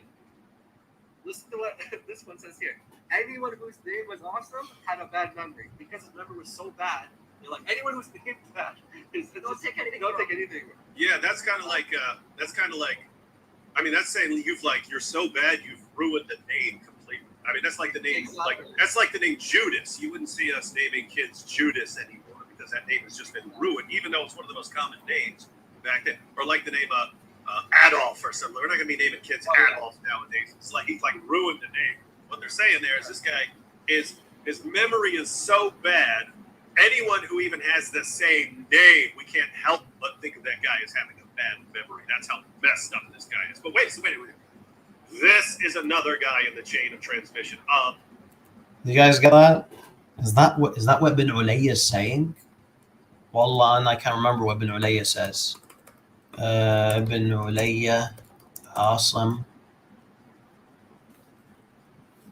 What's the quote?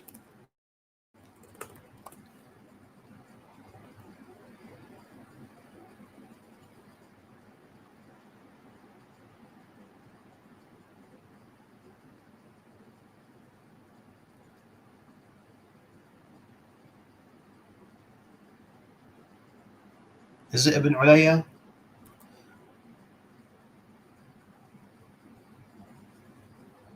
Yeah, Ibn Ulayya. Anyone whose name was Asim had bad memory.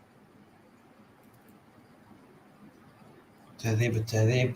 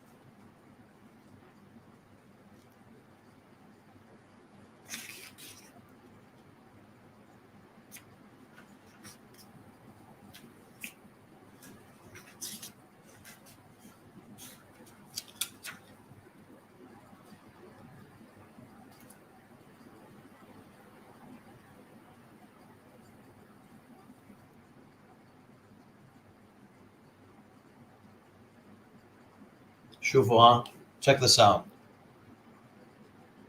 Check this out. قال أبو بكر بن عياش سمعت أبا إسحاق يقول ما رأيت أقرأ من عاصم. I do not know anyone who is as great as a reciter as Asim.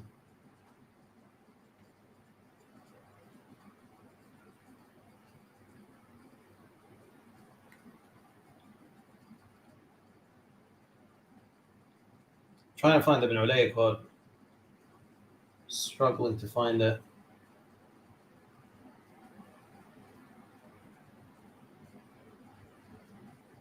شوفوا ها. Check out what Imam Ahmed says. He says كان رجلا صالحا قارئا للقرآن وأهل الكوفة يختارون قراءته. He says the people of Kufa choose his recitation, and I choose his recitation. هذا Imam Ahmed. Look at Subhanallah. Look at Subhanallah how they make Asim appear to be.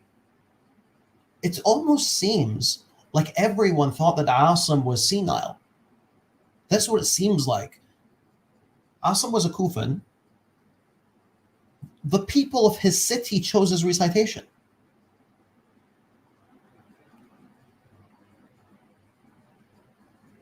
There.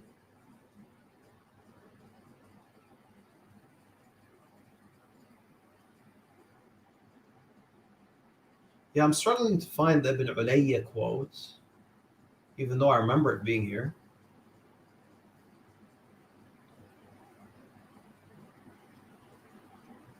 But I do recall reading it. But it's got nothing to do with Asim is so weak. Everyone who's named Asim becomes weak. Like no one. This was not understood by anyone. Okay. Here it is. Okay. وقد تكلم فيه ابن علية فقال كان كل من اسمه عاصم سيء الحفظ. He's just making this general statement. The people who are named Asim just generally have a bad memory. It's like a pattern. It's a pattern he noticed. Yeah. Like everyone I know whose name is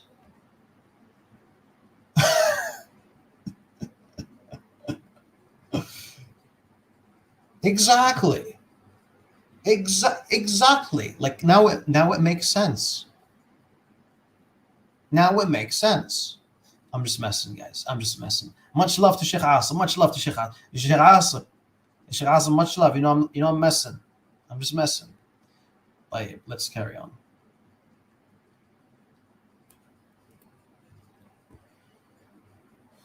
The Quran that 95% of the world's Muslims use. So it's a liar taking stuff from a guy. Yeah, they say like he became senile before he died, and you know, they said like. Okay, طيب شوفوا. He said he became senile before he died. What's the problem? What's the problem if it doesn't affect his recitation? Did this affect his recitation? Prove it. طيب You're on a live stream with David Wood. He's always been senile. And like, I don't see this causing you to distrust him. Let's carry on.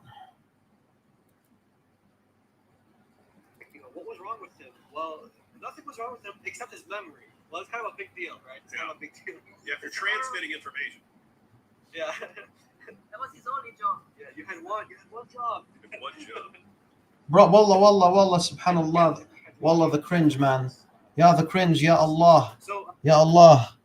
Help me. Yeah, this cringe is killing me. هذا subhanallah. You know, it's as if someone becomes senile. Imagine you're teaching the Quran, yeah? Imagine you're teaching the Quran for 40 years. And then, you know, your family notices that you're forgetting your phone in the car every time. You're messing up when you're counting money all the time. And then they say, Khalas, Ammu, stay at home. Did Asim's recitation, did subhanallah, you think that a senile person can teach the Quran? You think that someone that has that is unable to memorize something will be sitting there in the masjid and he's mumbling to himself and he's clearly lost his marbles and everyone's just going to be going to him and learning the Quran? Yeah, and you're going to say yes, but that's because one, you're uncharitable. Two is because you guys are malicious. Three is because you guys just hate Islam so much that you make idiotic claims and you cut out parts from the videos that you're responding to. Subhanallah, folks, their video is 2 hours long. They put 1 minute of me speaking and they cut that out. Even, subhanallah, you won't even give me more than 1 minute to speak? يعني في أوسخ من هيك? You put me in the friggin' thumbnail and then you let me to speak 1 minute in your video. In the video that you have the ability to respond to. And I'm not there. You have the video up. You click play. Stop. David, don't let him continue. He might say something that makes it seem like we got to drop this point about Yahya bin Ma'in. Subhanallah, man. Let's carry on. I need you guys to go back home to get to bed. So yeah, so that's awesome. That's Hux got, that's the next one to chain, and then you might think that that's it. That's it. That's all. Well, no, actually, we did awesome. Allegedly get his from Abu Rahman. Awesome. So what do they say about him? What do the scholars say about him? Well, here's the first problem with him. When you look at the chain, it says that it goes from Hafs to Asim to Abi Abdul Rahman to Uthman to Ali to Zayd and to Ubay. But this hadith here, it says actually, Shu'bah said that Abu Abdul Rahman did not hear it in the Quran from Uthman or from Abdullah, but he heard it from Ali. So this chain actually says that, so you have a hadith here that says that he didn't learn the Quran from Uthman, but the chain says he did. So the chain says Abu Rahman learned the Quran from Uthman. However, this hadith, which they're saying is authentic, and he says, actually, no, he didn't actually learn it from Uthman. So there's a problem. We don't even know where he's getting this stuff from, basically. Yeah, exactly. And so then there's another really interesting comment here when you go to a Tabari on Right. So basically, the argument here was that Abu Abdurrahman Sulami, who was the main teacher in Al-Kufa for 40 years, that was, by the way, check this out, the teacher of Al-Hasan wal-Hussein. Yeah? The student of Ali ibn Abi Talib, the teacher of Al-Hasan wal-Hussein, who taught the Quran for 40 years in Masjid al-Kufa, in the 1st century, we don't know where he got his Quran from, and therefore he's unreliable.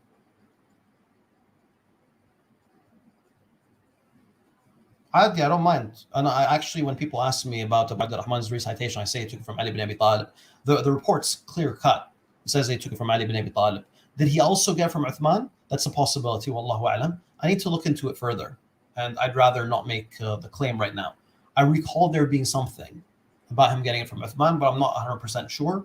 I'm going to stick with Ali ibn Abi Talib. That's what I know. But yallah, let's carry on.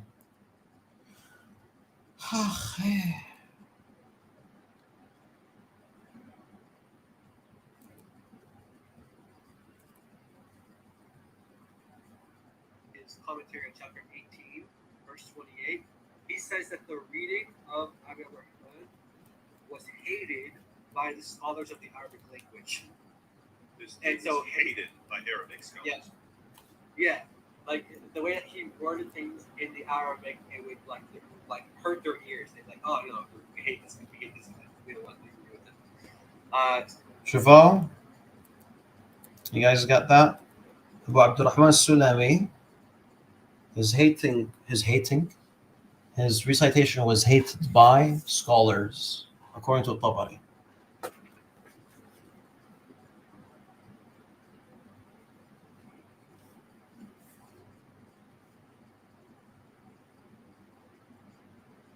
Subhanallah.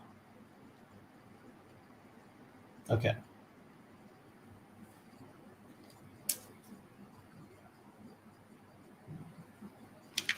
I'm just looking for more.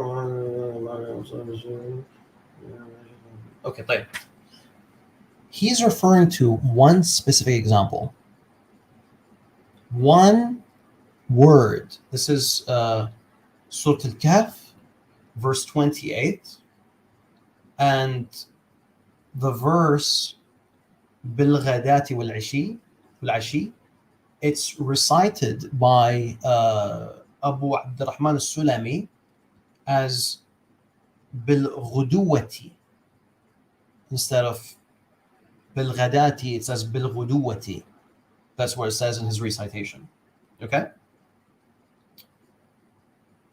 So instead of it being, and then he says, وذاك قراءة عند أهل العلم بالعربية مكروهة. The people, like the scholars of Arabic language, disliked this recitation. They disliked his pronunciation of this word because it conflicts with the common recitations. Okay? Two things. This quote, subhanallah, let's read the quote again. Abi Abdurrahman's reading was hated by the scholars. شوف, Abu Abdurrahman's reading Quran was hated by the scholars of the Arabic language. What do you understand? Is this referring to the full Quran? Or is this referring to one word? This is one word. It's one example. And we have scholars of Arabic having an issue with it. That's the first point. How he took one example, he made it seem like, oh, the scholars of the Arabic language have an issue with it. Number one. Number two, the same Tabari quote says that Ibn Amr would recite it the same way. وقد ذكر عن عبد الله بن عامر وأبي عبد الرحمن, that they would recite it that way. It is said that Abu Abdurrahman and Ibn Amr recited that way. طيب يا حبيبي, if the main reciter for Sham and the main reciter of Al-Kufa recited that word in that specific way, Kufa, Sham, Syria, Iraq, then guess what? Anyone that criticized them for that is mistaken. So don't make it seem like they're unreliable or they're going against the Arabic language. These are second generation scholars of the Quran. They're taking it, they're in different places and they're taking the Quran from the first generation Muslims. Or, excuse me, Ibn Amr, there's doubt in regards to whether Ibn Amr took it directly from Uthman or from Abu Darda or from a second generation Muslim. But either way, they're both living in the first century in different regions and they're reciting it in the same way. Right? And to be honest, I'm not even sure if this is a correct recitation to Abu Abdurrahman. Wallahu a'lam. Because he says it is said. Wallahu a'lam. And I haven't looked it up yet myself. But subhanallah, he took an example of one word and he turned it into the scholars hated his Quran. This is maskhara. This is a joke. You're a joke, Habibi. Habibi, you're a joke.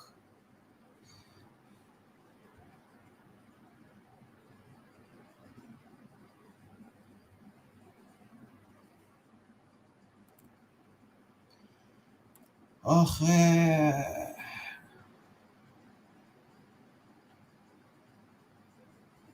Yeah, I think the problem is who these people look up to, man. So there you go.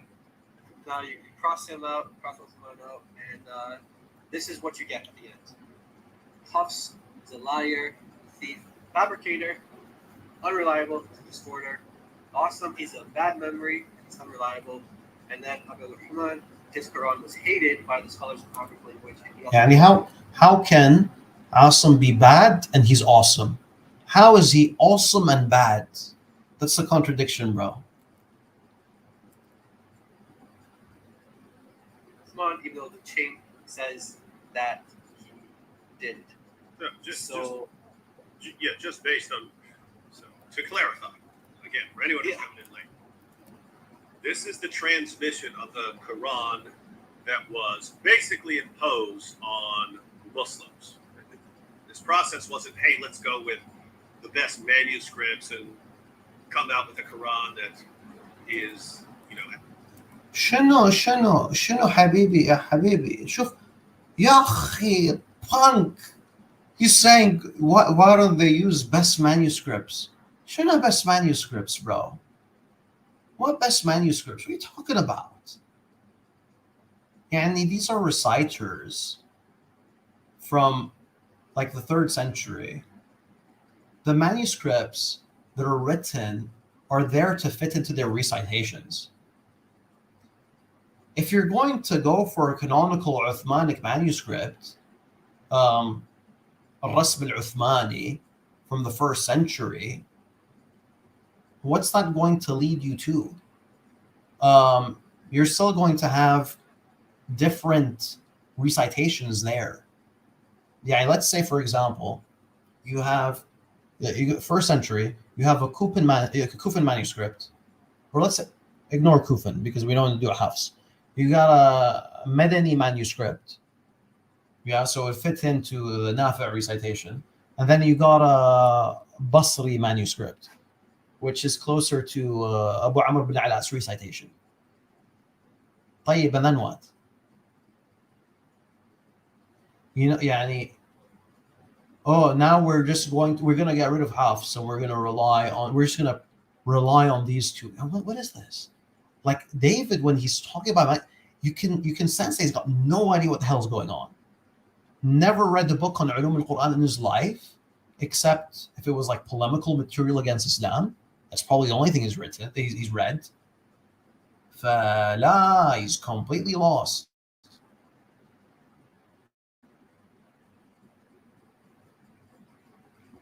Yeah, Jazakallah khairan, man.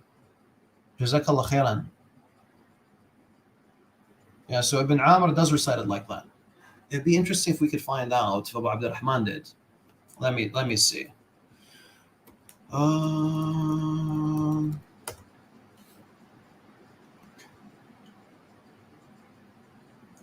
Let's see. Give me a sec, guys.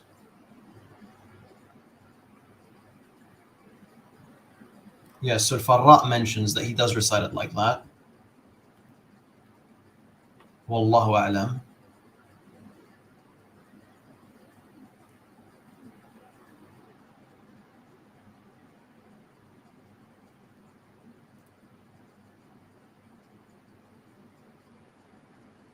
Yeah, wallahu a'lam. I don't know, but this does seem to be attributed to Abu Abdurrahman, even though it wasn't recited by Asim and it was not mentioned as an example. Okay, let's see. Here is in one classical text. Hey, check it out. Yeah, check it out. The recitation of Bilghudwati, Bilghudwati, was recited by Ibn Amr, Abu Abdurrahman al-Sulami, Al-Hasan al-Basri, Malik bin Dinar, Abu Rajal al-Atardi, Nasr bin Asim al-Laythi. You got 1, 2, 3, 4, 5, 6 reciters reciting it like that. So, frankly, it doesn't matter. It doesn't matter if, someone's unfamiliar with the recitation or critiques it for sounding strange, according to some Arabic scholars, because you had major Quranic reciters from different regions reciting it the same way. Okay. طيب. Where are we at?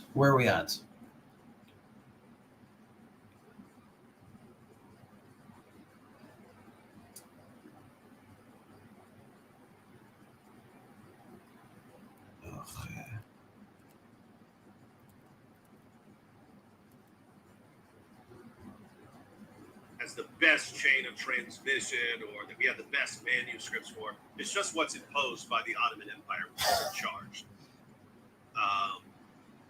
And the chain of transmission for that Quran. So again, we got different Qurans in different parts of the world, different with contradictory meanings in those Qurans. The question is, who gives? Shit, contradictory meanings, man. What are you talking about, bro? David, yalla. David, you got to do this. You can't just spout stuff like that without trying to prove it. You can't just make claims like that, bro.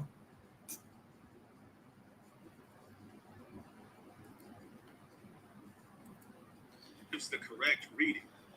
95% Muslims have had foisted upon them a Quran that's transmitted by Hafs, who's considered by Muslim scholars a liar, a thief, and a fabricator, a distorter, someone who's generally unreliable. By the way, Wissam comments on this idea of what they were saying earlier in the stream.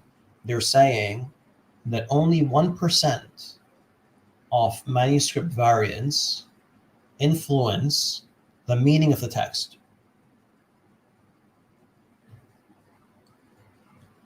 Huh?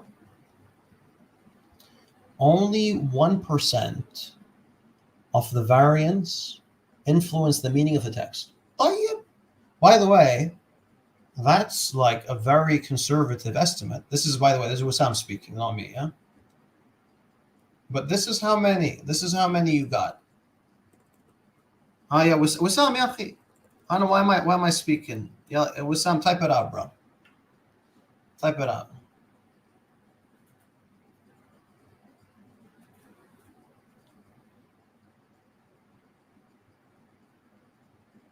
My back is killing me, bro.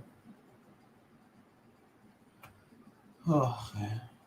You're taking too long, Wissam. I'm going to spoil it. I'm going to spoil it if you don't type it out, bro.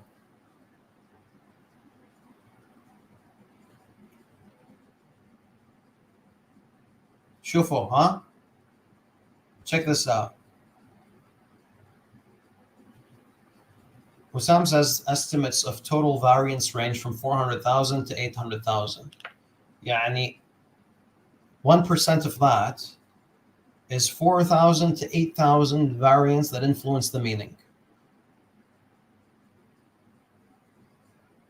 Yani this is why they run away from Wissam. This is why Wissam, Wissam like does these streams where he's wearing a mask. This dude does streams where he's wearing a mask because he doesn't want the Christians to know that he's doing the stream. They run from him, yachi. They run from him like the gazelle runs away from the lion. Shalaik, yachi, I give you just some nice intro, huh? طيب.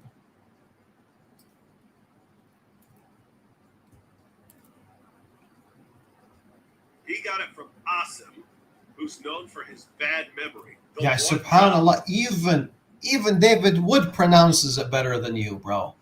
He says awesome, not awesome. Yeah, pikes. Yalla. He had was to remember stuff, and they said he has he's bad at that. He's bad at the one what job he has, he's bad at it. So he's unreliable.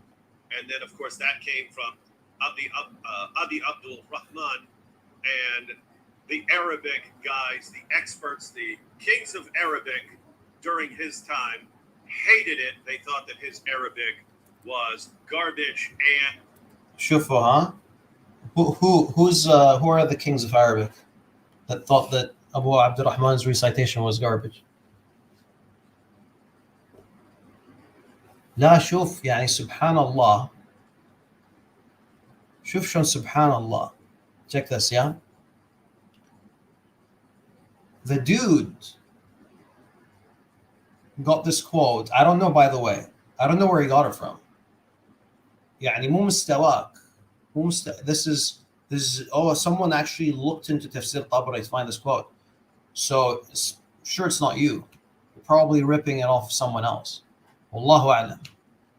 But if you want me to give you credit, I will happily call you a deceptive scumbag if you like. But my husn al-dhan is me assuming that you took it from someone.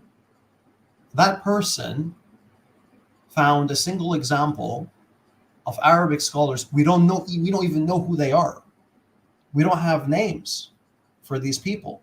We don't know which Arabic scholars. But we have one example. And now we got David Wood, the #1 Zabbal Islamophobe on the internet, regurgitating this, assuming that Abu Abdurrahman has bad Arabic Quran. Yani is ridiculous. Ridiculous from you, from David, and then you got all these punks sitting at home going like, yeah, you know, Abu Abdurrahman, bad Arabic. Yani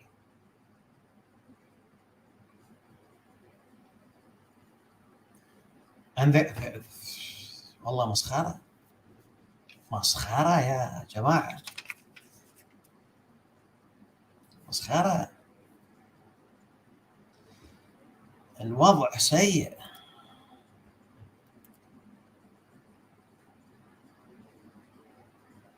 And contrary to the chain of transmission, he didn't learn it from Uthman. And this is the state of the Quran that 95% of Muslims in the world think is as good as gold. Exactly. Yeah. Exactly. Exactly. Something that I'd like to just kind of like by way of analogy, there's this principle of interpretation that is like, you know, from like the lesser to the greater. Like you see this in like the Talmud, for example. It's also used in the Bible as well. It's basically like if the rule applies here in this one instance, it surely applies here in another instance. So I'm just going to read a couple of verses in the Bible where it says in Jeremiah 12, for example, it says, if you have run with footmen, it seems not necessary. Proverbs 11, the word of God here is which words apply over here. So if you don't be. I think we're almost done, guys. I think. And then, you know, why wouldn't you trust him there? Okay. That's relevant. Good at hadith. You're saying that it's different areas of stuff, but no, it's like the guy who is, let's say, a specialist in history, and let's say he's bad at math. Well, let's say that the guy in history, he's known for being a liar, a fabricator. It's like you're not just saying that he's not good at hadith. You're saying that his memory is bad. You're saying that these guys are liars, fabricators, etc. So again, why would you trust them in this lesser thing, hadith? And then, you know, why wouldn't you trust them there, but you trust them in something much, much greater, that your salvation is like, you know, dependent on the word of Allah? Why would you trust them in that? Yeah, so if you wanted to stick with a math example, if you know, if you're a teacher and you know this student is known for cheating in arithmetic and for copying answers and for smuggling in a calculator and so on, and just cheating regularly, and then you say, but we're going to trust this. We're just going to mindlessly trust this student when he's doing algebra. Wait, what? Why would we do that? These guys got massive character problems. He's got character flaws that make him unreliable in arithmetic. He's a cheater and a liar. I wouldn't trust him in other things, let alone with what for Islam should be the most important thing of all, preserving the Quran. It's like, I mean, if you're going to have this methodology for hadith studies, then getting the words of Muhammad right is so insanely important that we're not going to accept it from anyone who's not completely reliable. But then you turn around and say, but we'll take the Quran, the speech of Allah, from any lying idiot fabricator who's known for having a bad memory and is otherwise completely untrustworthy. Perfect. Yeah, subhanallah. Perfect. Why? Because subhanallah, so David, he set it up perfectly, yeah? He's like, this guy, he's like the worst, bad memory, liar, messed up, and you're not taking hadith from him, but you're taking Quran from him. What is the explanation for this? Yeah, there's two possibilities. Either all the Muslimin are idiots. There's a possibility that all the Muslimin, they're idiots. When they convert to Christianity, they all become normal, 90, 95 IQ, They all become normal, right? But when they're Muslims, 70 and below, on the spectrum, they're so all stupid. The ulama, they're all dumb. That's one possibility. The other possibility is there's something you don't realize, and that these are seen as two fields. And I've provided you a really good example, David. I provided both of you guys. Yeah? One more time for the folks that didn't realize what's going on here. Even if we assume this about Asim. But yeah, let's stick with Hafs. Let's stick with the same example I provided earlier. Hafs is 20 years old. Hafs just memorized the Quran, has revised the Quran multiple times. And now he's taking hadiths. He's 20 years old. SubhanAllah, adhan, guys, adhan. I need a drink. Give me a minute. 2 minutes. 1 minute.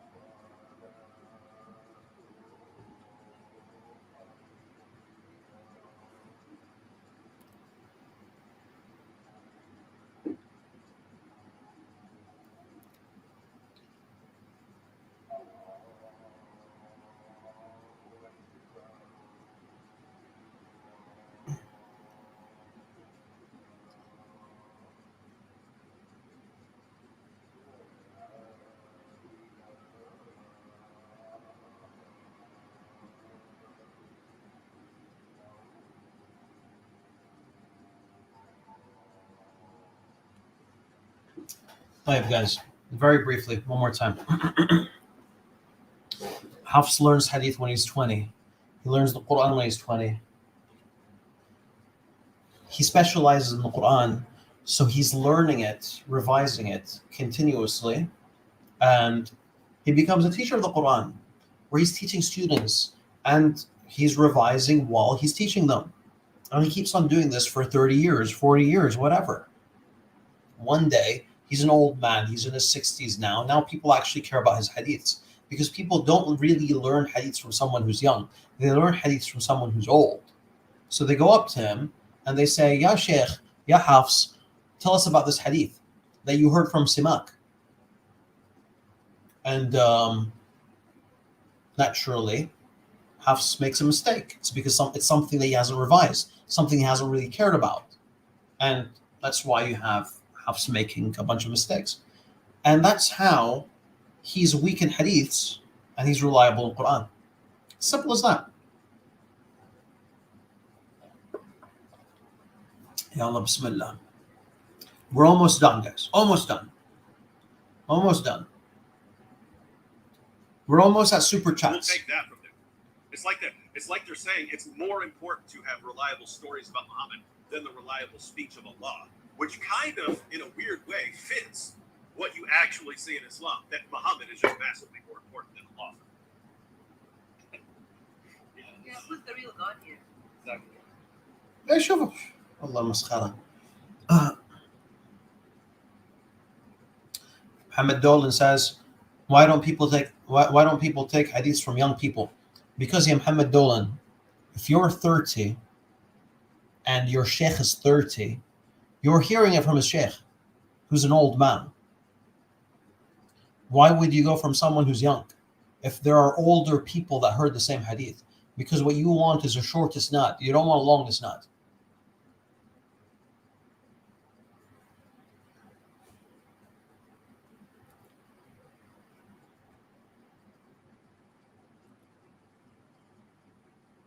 Well, so that's pretty bad. Pretty bad. Yeah, so that is, that's our presentation of the Hafs. Now we're planning on expanding this and going to like other Qurans as well, and what they say about these other transmitters of the Quran, what they say about other readers of the Qurans, multiple Qurans that exist in the world today, and it's bad for them as well. But let's start with this one, the most popular Quran today. This guy is literally unreliable in every sense of the word. Fabricator, which Muhammad said, look, if you lie about me, if you say something, claim that I said something that I didn't say, then you have your place in hell. So he's called by, even Farid said, these are big hadith scholars who are calling him a liar. Like these guys call him a liar, they call him a fabricator. لا. So he's fabricating what? He's fabricating hadith. لا. I confirm that Ibn Khirash said that he's a liar.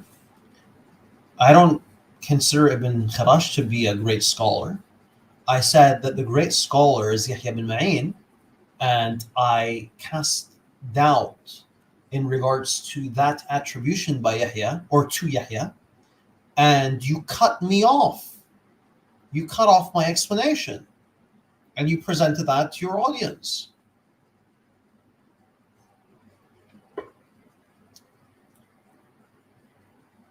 Don't expect us to respect you, bro. No one should respect you.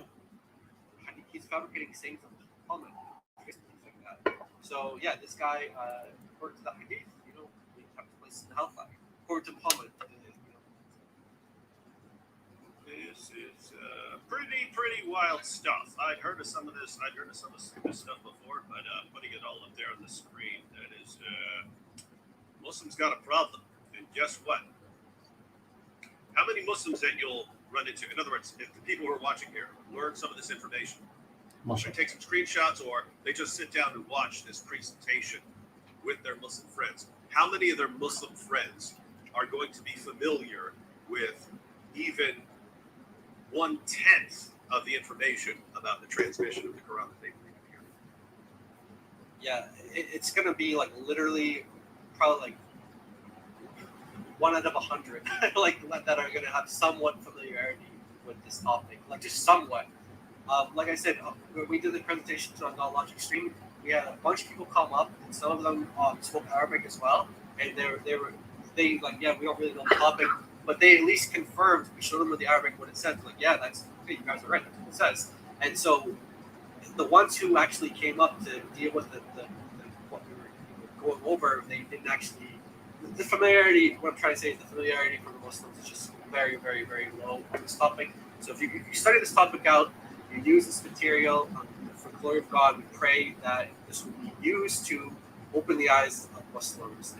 And you guys are shocked to see how many Muslims, the Quran that they say they're so proud of, they say, "Oh, we memorized this when we were little kids and this and that." Once they learn these little details about it, these facts about it, be surprised to see some of the reactions. Yeah, guys. So the idea here is, I would watch this. If this is something you want to use, guys. This is earlier I was saying you just have to be relentless. The Dawa guys and the Islamic scholars are just frequently just compulsive liars who will say anything. They understand there's an avalanche of apostasy, so when someone comes up,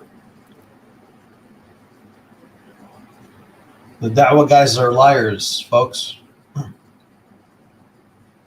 Anything I say against David Wood, any correction, guys, even if I show you the Arabic, even if I show you a previous video by myself that provides a full context, anything that I say should be dismissed as a lie, because David Wood says the Da'wah guys are notorious liars.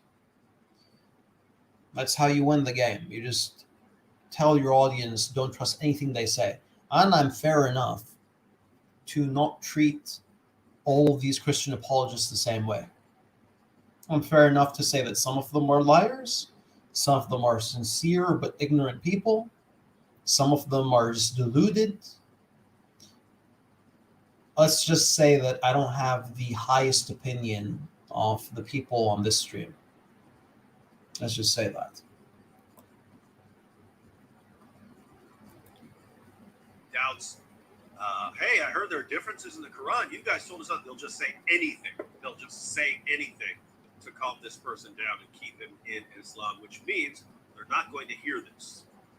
Muslims are not going to hear this from their Dawah guys. They're not going to hear, oh, the Quran we all use, it's actually by it comes from it's transmitted by a known fabricator who got it from a guy with bad memory who got it from who knows what. It was considered terrible in Arabic. They're not going to tell you any of that. They're not going to say any of that.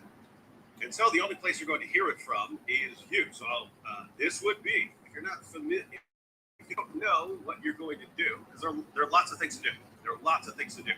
You could learn certain hadiths and share them with embarrassing material. You could learn to respond to Muslim arguments against Christianity. You could learn what the Quran says about the Bible, share that information. All sorts of areas. There are all sorts of areas where you could be effective. This would be one of them, and this would be kind of cutting edge because they just got past the idea of perfect preservation. Now they're wrestling with what's going to be our new story. And so first, what? Did Muslims give up on perfect preservation? That's strange, because remember, multiple recitations was something that Muslims have always taught. I'll tell you something, guys. You know when they make this claim that the person that discovered multiple recitations is Hatun. She went to a bookstore, and it was an Islamic bookstore, and they had masahif in different recitations, and she discovered this.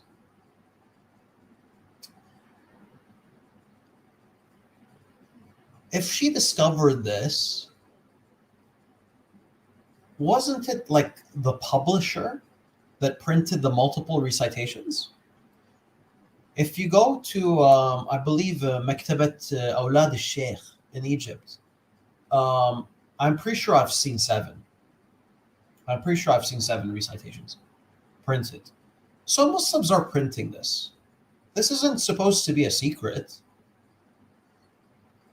If you're in the scene for 30 years, and you don't know that multiple recitations exist, akhi, blame yourself. If you're a Muslim, blame yourself. If you're a Christian, that's fine. If you're a Christian, it's fine. But if you're a Christian, that's how you make a living. You make a living by trying to knock down Islam. And you're just learning about this stuff now.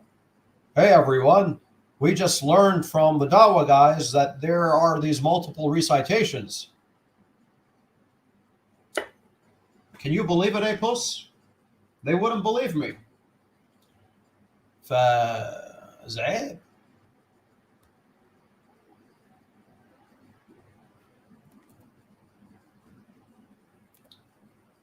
The Dawa guys tried to convince them, it's just different dialects. That's why we have all these different Qurans. And no, we're not going to let them get away with that. So we have people like Jai and EOC putting out, showing the differences between the different Qurans that actually give you contradictory meanings. But for Muslims who think, well, look, I still got this one Quran and that thing's as good as gold. If you show them some of this, keep in mind, you could just take a screenshot of some of the assessments of Hafs as a transmitter, and you could just ask your Muslim friend, hey, the Quran you use is the Hafs version. Here's what Hadith transmitters thought about Hafs reliability. They called him a liar.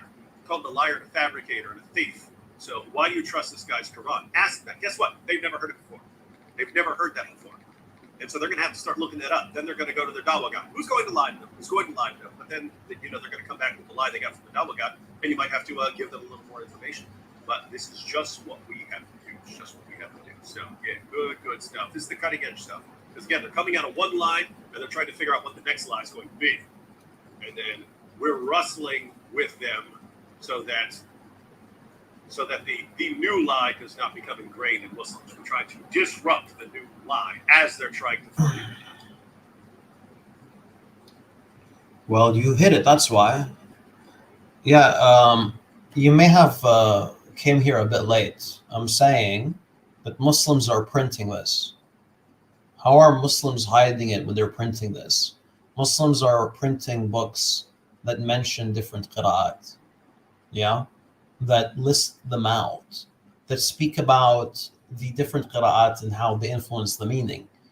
If you say you hit it, bro, that just means that you're not well read, that you're not familiar with the field, that you're ignorant about Islam. And it's one or the other. All right.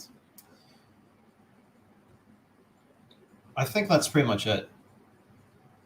That's it, bro. They're hiding it by printing it. Okay. Let's carry on. Almost done. I'm pretty sure we're almost done. So these are cool times. All right, thanks, Giant DOC. Someone did point out. What's that? I just want to say, by the way, there's also a Shia scholar, I think like 1970s or something like that. Yeah. He actually, and by the way, not like this is not original with him, but he actually wrote there's I don't know if it's a book or like an article or a journal or something like that, where he basically did this whole thing as a Shia Muslim. Like he actually said. Yeah. So what he's referring to is Kitab al-Khou'i. Al-Khou'i has a book on speaking about the narrators of the recitations. You know what's amazing, guys? What's amazing about this? Al-Khou'i wrote a book. It includes a section about this. Like a section where he's talking about Hafs and Asim and Nafi and all the major reciters, and he's quoting what the scholars have said in praise of him, and what scholars have said in criticism of those reciters.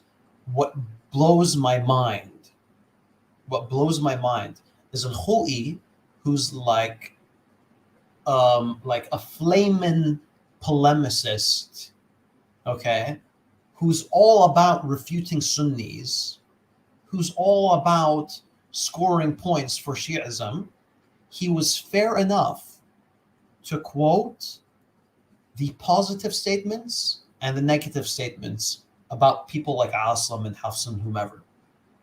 Shadi Hikmat, yeah, being the proper scumbag that he is, only quotes the negative things. This guy, Western Academia, Harvard. He's like, yeah, we got some good things. We don't want to mention the good things. Let's just focus on the bad things. I don't want you to think that these people may in any way be reliable. Let's just focus on the bad things. This punk just did the same thing, relying on Shadi Hikmat. Subhanallah. So even the Shi'is, subhanAllah, we've been going, the Sunnis and Shi'is have been going at each other for 1,400 years. Not 1,200 years, okay? 1,200 years. And yet, like, the hardcore Ayatollah polemicists are more fair with Sunnis than these punks. It's ajib. It's ajib. طيب, I'm going to end this part. I'm going to end this part right here with David. Okay?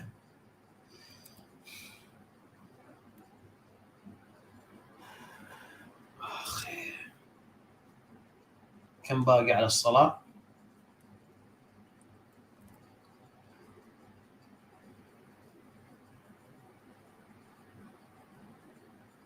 Fajr is really soon, guys. Oh, my back.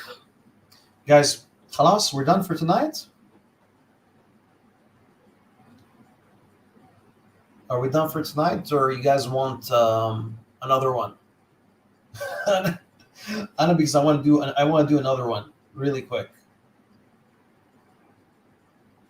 I want to do another quick video.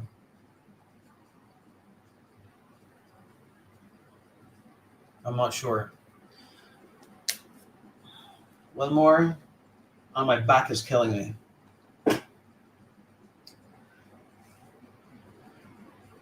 Okay, let's do this. I'm gonna do this. Because I have to go salah. Okay. But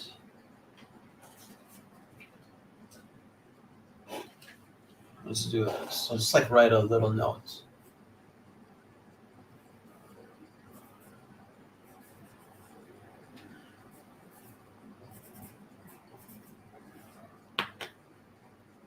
I don't know where I could stick this. I don't even know how to stick this.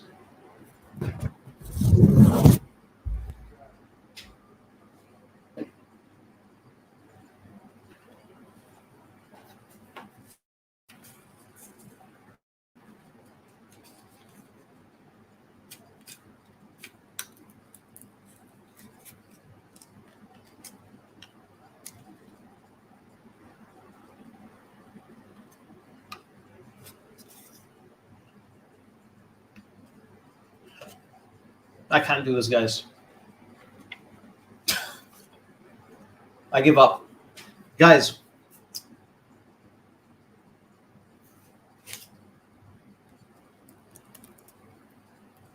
Wallah, أنا مسكين. أنا مسكين. Here's how we do it. This is what we do. Check it out. Check it out. We figured it out.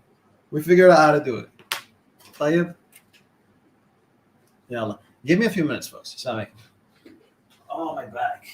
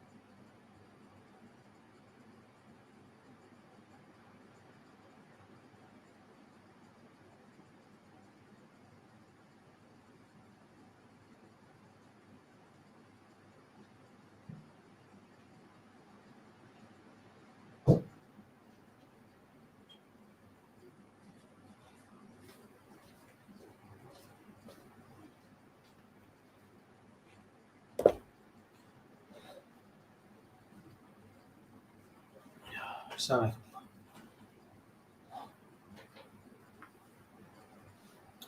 MashaAllah. You guys still here, huh? Much love. Much love. I respect that. I appreciate it.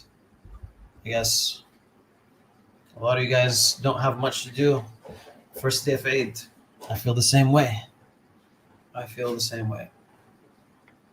Yeah. So what I wanted to do is I wanted to share another clip. By the way, only it's 5 minutes long, inshallah. It's a 5-minute clip, simple, and the reason I'm showing it is because it's from the same fellow that made this garbage video. There's another clip by him, and I wanted to show you guys what we're dealing with.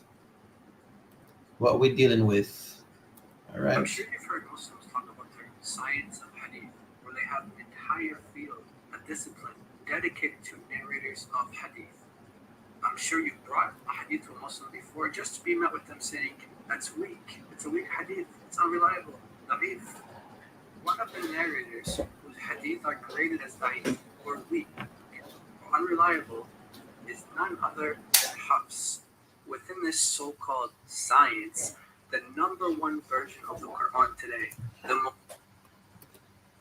Why this so-called science?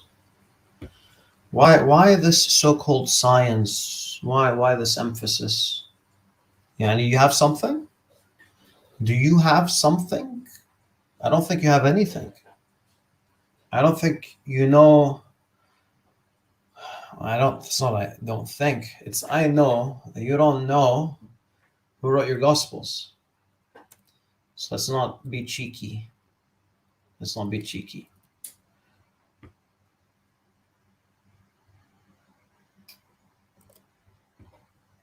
most popular version of the Quran used throughout the Muslim world.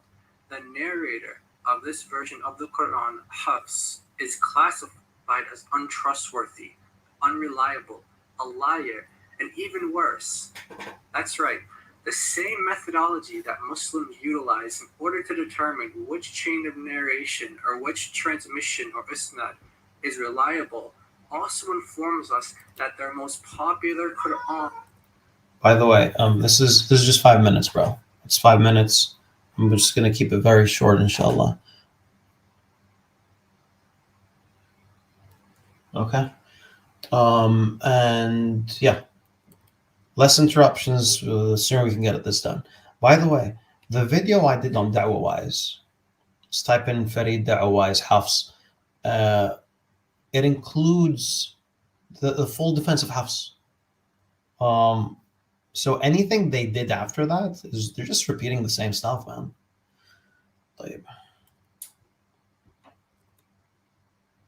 Comes from a lying, untrustworthy source.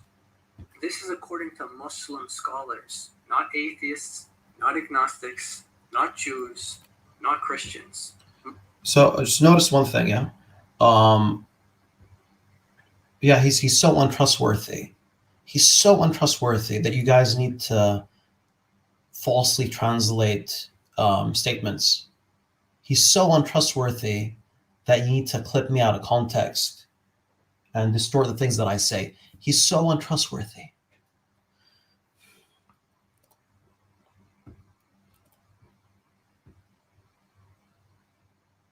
Muslim scholars, such as popular hadith scholars, such as people like Imam Muslim, Imam Bukhari, and other big Imam Awesome. Islam. Without further ado, here's Farid, or Sheikh Farid. Wait, Farid, Sheikh Farid. Sheikh Farid knows that. صح. Sheikh Farid. صح. Sheikh Farid.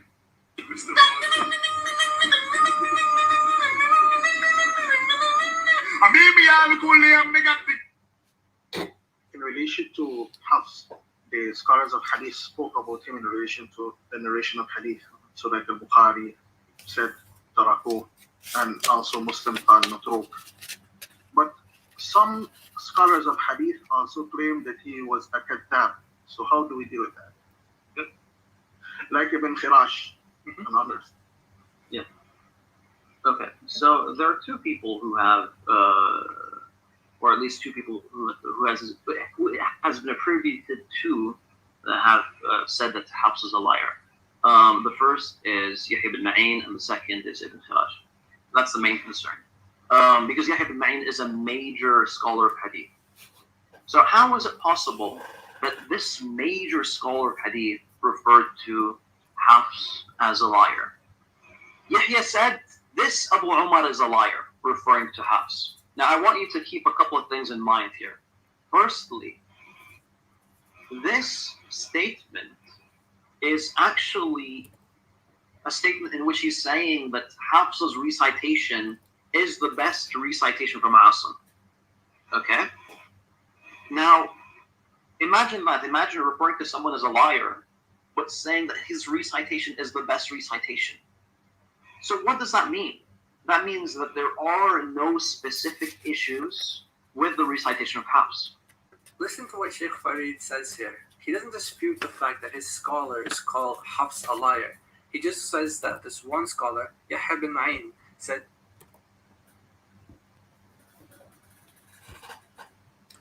He says, I don't dispute that my scholars refer to Hafs as a liar.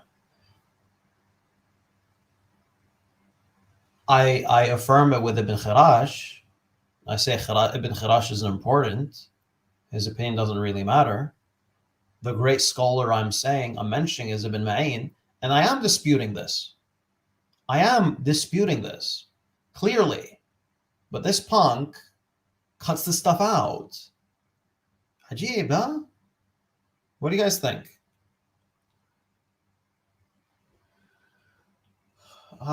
Is this guy a Muslim or what? Sorry, folks, I haven't really been paying attention to the chat. I don't know. I'm confused.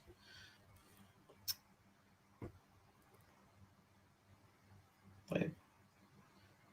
that Hafs is a liar, and then says that Hafs' narration of Asim is the best narration or recitation, as Sheikh Farid says. He's a liar, but he's the best student that Asim had. To this, Sheikh Farid concludes that there are no specific issues with the recitation of Hafs. Imagine if I say that I went to the store, and in the store I saw a lot of potatoes. Potato, potato, potato.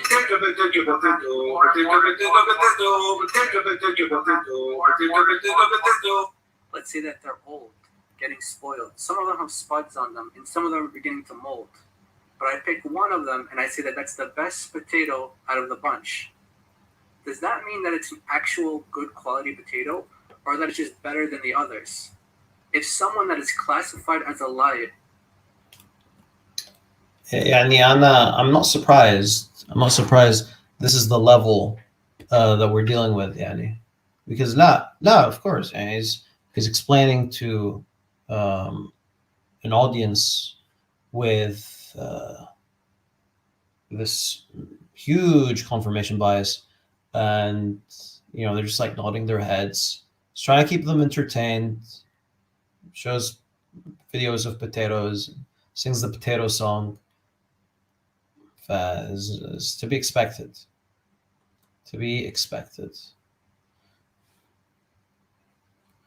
Let's carry on. By the way, it's 2 minutes left. Potato, or that it's just better than the others. If someone that is classified as a liar by your own methodology of determining who's reliable in the best recitation of the Quran that you have, then imagine how bad the others were. The best is a liar. How bad are the others? Your best and most popular Quran that you have today is from a liar. Whoa. How do you Muslims accept this? Let's continue on and hear Sheikh Farid's challenge. Tayyip? Okay. Guys, is the intention Like if we assume that this statement by Yahya ibn Ma'in is correctly attributed to him, attributed to him. I'm not affirming that he said this, right? So if he said this, then when he says that the best person is a liar, does he mean that we cannot rely on anything from Hafs? We cannot rely on any recitation? Is that the intention from the claim? Or is the intention from the claim is, despite him being a liar, he's completely reliable in the recitation of the Quran? Clearly, it's a second, because there's no reason to even say something like the best is a liar. That would be Yahya ibn Ma'in rejecting all recitations from Asim. Why doesn't he do that? Why doesn't Yahya say there are no proper recitations from Asim, for example? So yeah, clearly from his statement, which again I dispute, because as I said previously, you have multiple students of Yahya ibn Ma'in quoting this from him without including that part about Abu Umar al-Bazzaz, i.e. Hafs, or Abu Umar al-Bazzar, as I've mentioned in my previous video. Yeah, like a reconciliation would be, he is a liar, allegedly. Again, allegedly. If Yahya ibn Ma'in said this, which I dispute, but he's reliable in recitation. What's so hard? And now, to drive this point home, I'm going to make my final point. Okay? I'm going to make my final point about Hafs to prove that he is reliable in recitation.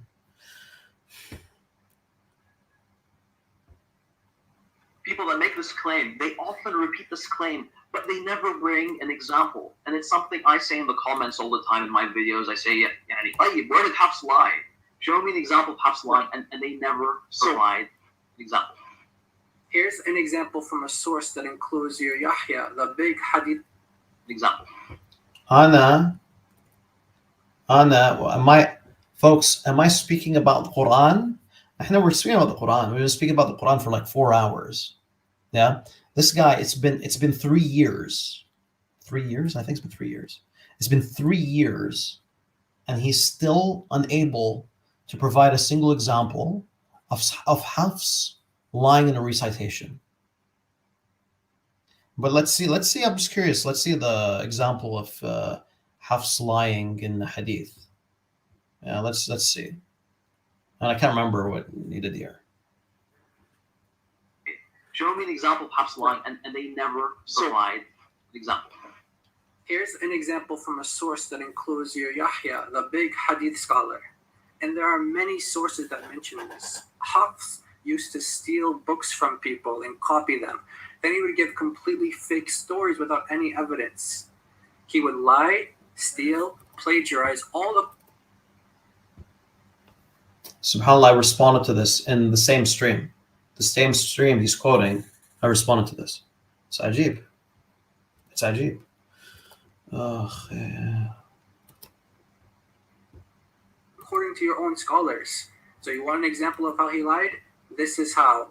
Through his thievery, plagiarism, and creating fake stories. And this is the guy you trust to take the Quran from. Is unable to provide a single example. By the way, stealing a book is not a lie. Stealing a book, Habibi, stealing a book is not a lie. Yo guys, you see this book? I'm a liar now because I stole it. What if I said, this book is mine, I'm never going to give it to you back? Does that make me a liar? يا أخي أنت غبي، يا أخي أنت غبي، أنت ثور، يا أخي ثور، شو ساوي ذي؟ أخي. Yeah, let's go on. Almost done. He's gonna call us to Christ now. I encourage you to sincerely consider what was said in this video and come to the one who never lied, who can never lie. Jesus, who can save you from your sins. Repent from Islam, repent from your sins, turn to Jesus, trust in him and his finished work on the cross. Trust the one who rose from the dead, not the thief and not the liar. Sheikh Farid.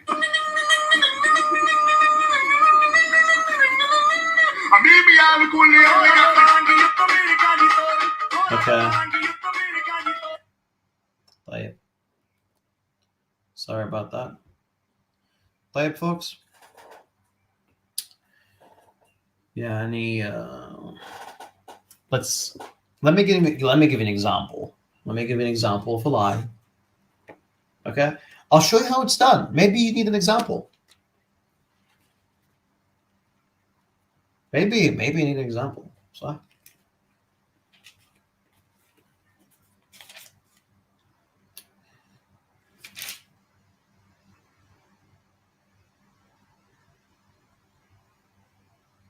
my back is killing me, man.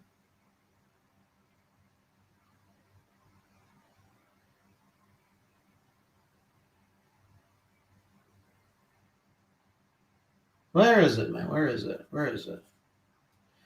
Oh,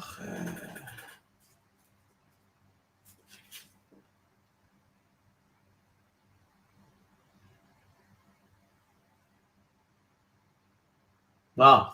Okay. I found it, guys. I think I'm with Sam. Like, I memorize this stuff. مو فاضي يا أخي. مو فاضي.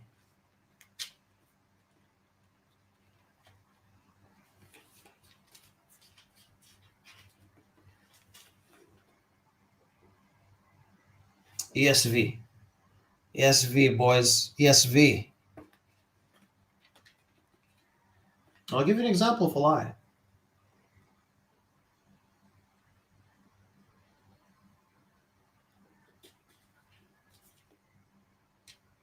Where the fuck?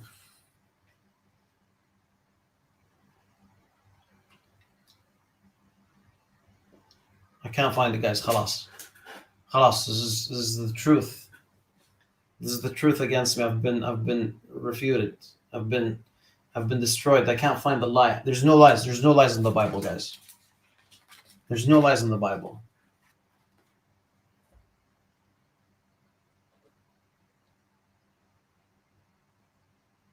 Oh, okay, I found it. Subhanallah, guys. Subhanallah, I found it. Hey chat, I found a lie in the Bible.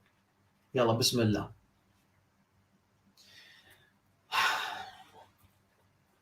Jesus calls Levi. The way now, the Mark 2:13. Okay. He went out again beside the sea, and all the crowd was coming to him, and he was teaching them. And as he passed by, he saw Levi, the son of Alphaeus, sitting at the tax booth. And he said to him, "Follow me." And he arose and followed him. So this is a verse in Mark about Jesus finding one of his earliest disciples and him bringing him as a disciple, and Levi following him. Other Levi.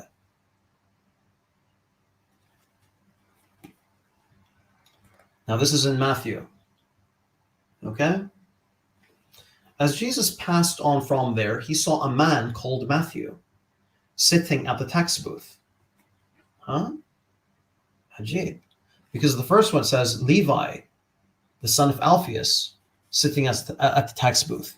Here it says, where did it go, man? It says he called Matthew.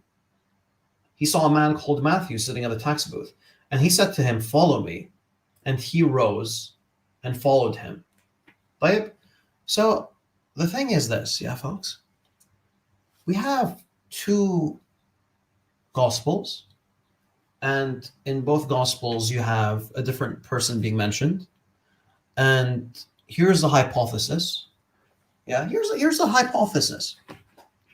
In Mark is just mentioning this story of a man called Levi, okay, who follows Jesus.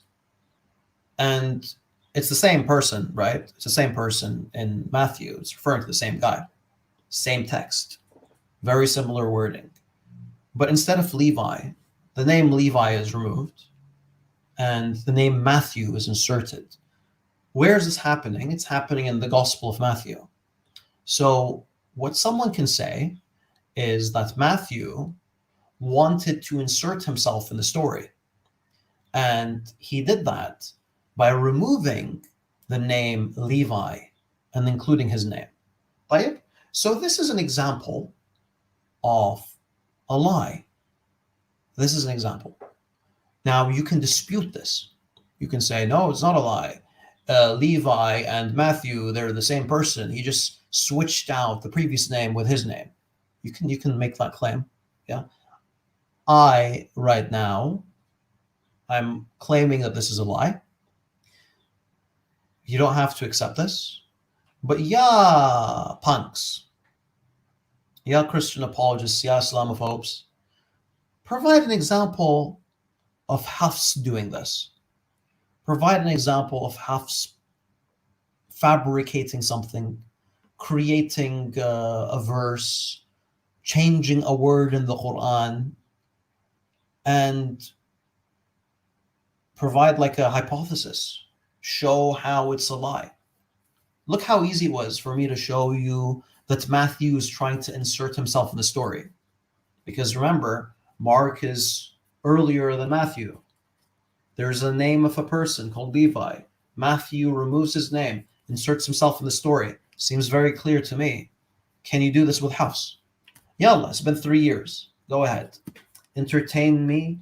Entertain the Muslim world. If you can't, then it just looks bad. It just looks bad, ya punks.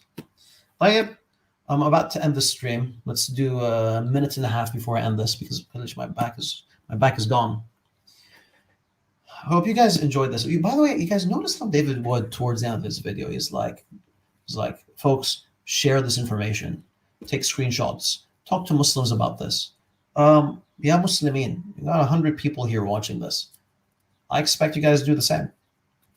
I expect you guys to educate others about qira'at, educate people about Mus'haf Uthman, his intention. If you ever hear anything about Hafs, bring this challenge to them. Tell people that there's no evidence of him lying ever in a recitation. Let alone even in hadith. You'll find classical scholars saying, yeah, this hadith is weak, but the claim that there's something definite about Hafs lying in a hadith, never come across anything like that. You have claims, the only claim is like Ibn Khirash, that's clear. Apart from that, like all the muhaddithin, when hadith narrators speak about Hafs, they just say things like he's weak, he's abandoned, he's rejected, we can't rely on him on him for hadith. That's more or less it. But in regards to accusing him of lying, they don't do that. It's just Ibn Khirash.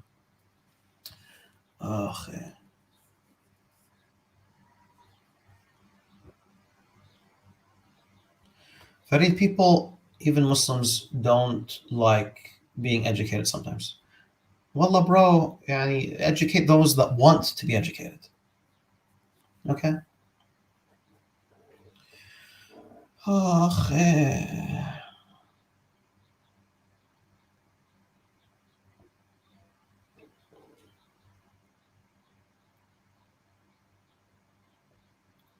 Wait, we got champion. Is champion? I'm so lost. What's going on with champion, man?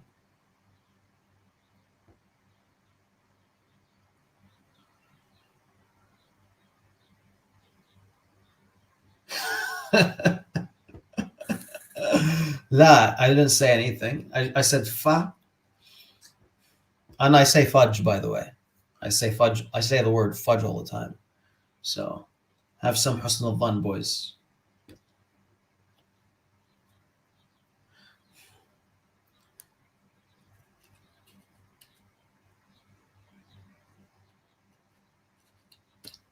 طيب.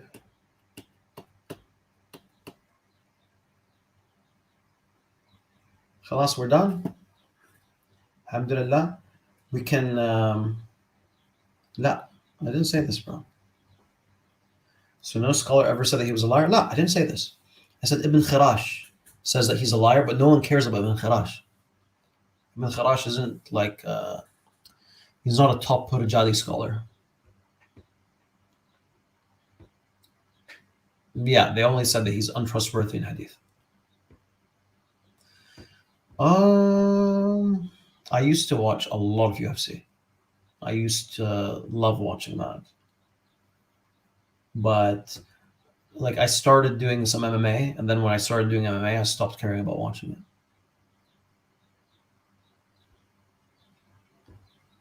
There's no way I'm gonna do 5 hours, bro.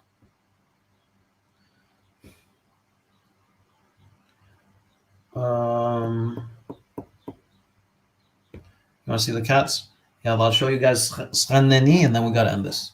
But I think he escaped, by the way. I think Sghanani is gone. يا Sghanani, وينك يا Sghanani?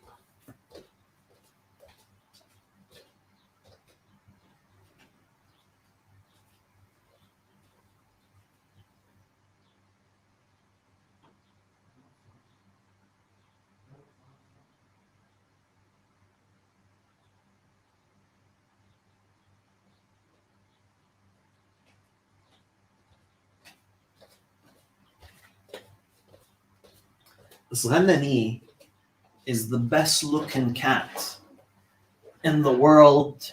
Ijma'. There is ijma' that this is the best looking cat in the world. No one can doubt this, man. صح يا Sghanani? Say salams. Say salams to the people. Salams. I know. He's like, Shufu, look at like under the eyes. He's got like this permanent makeup. He's got permanent makeup on. What? Where are you going? For Sghanani, we brought Sghanani. Well, not really. We didn't bring him. We brought his dad. We brought his dad a spouse. We got his dad a little friend, right?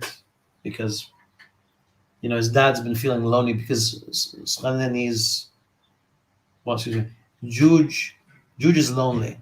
So we got Juge a wife. And then I open the door, and guess who I find on the wife? This is little bad boy. He took the chance, he wouldn't let Juge enjoy. He wanted her all to himself. You gotta go. You want to go? You want to bounce?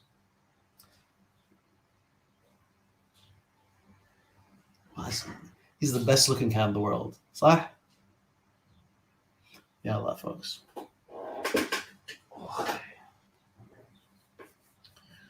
Yeah, it's Persian.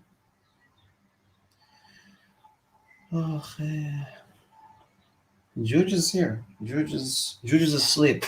Juge is and he was shaved, unfortunately, so Juge doesn't look good. Sghanani now, mashallah.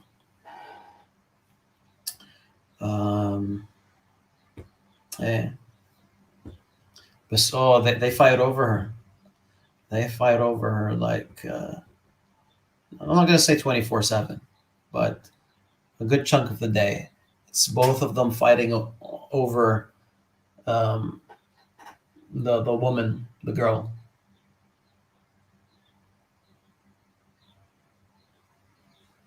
So yeah, this live stream is gonna stay up. It's not gonna be taken down.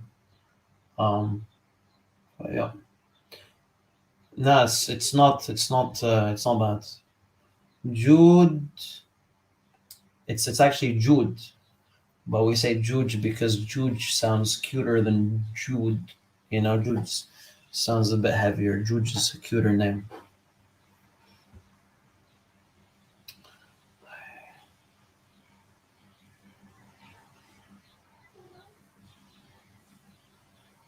La, we can't do this. This is now we're going back into serious mode. And then we're just being silly, akhi. We've been if we're gonna go serious mode, then I mean my back is, I'm gonna need like some sort of a disc replacement thing. So yeah. I'll catch you guys next time, inshallah. Assalamu alaikum wa rahmatullahi wa barakatuh.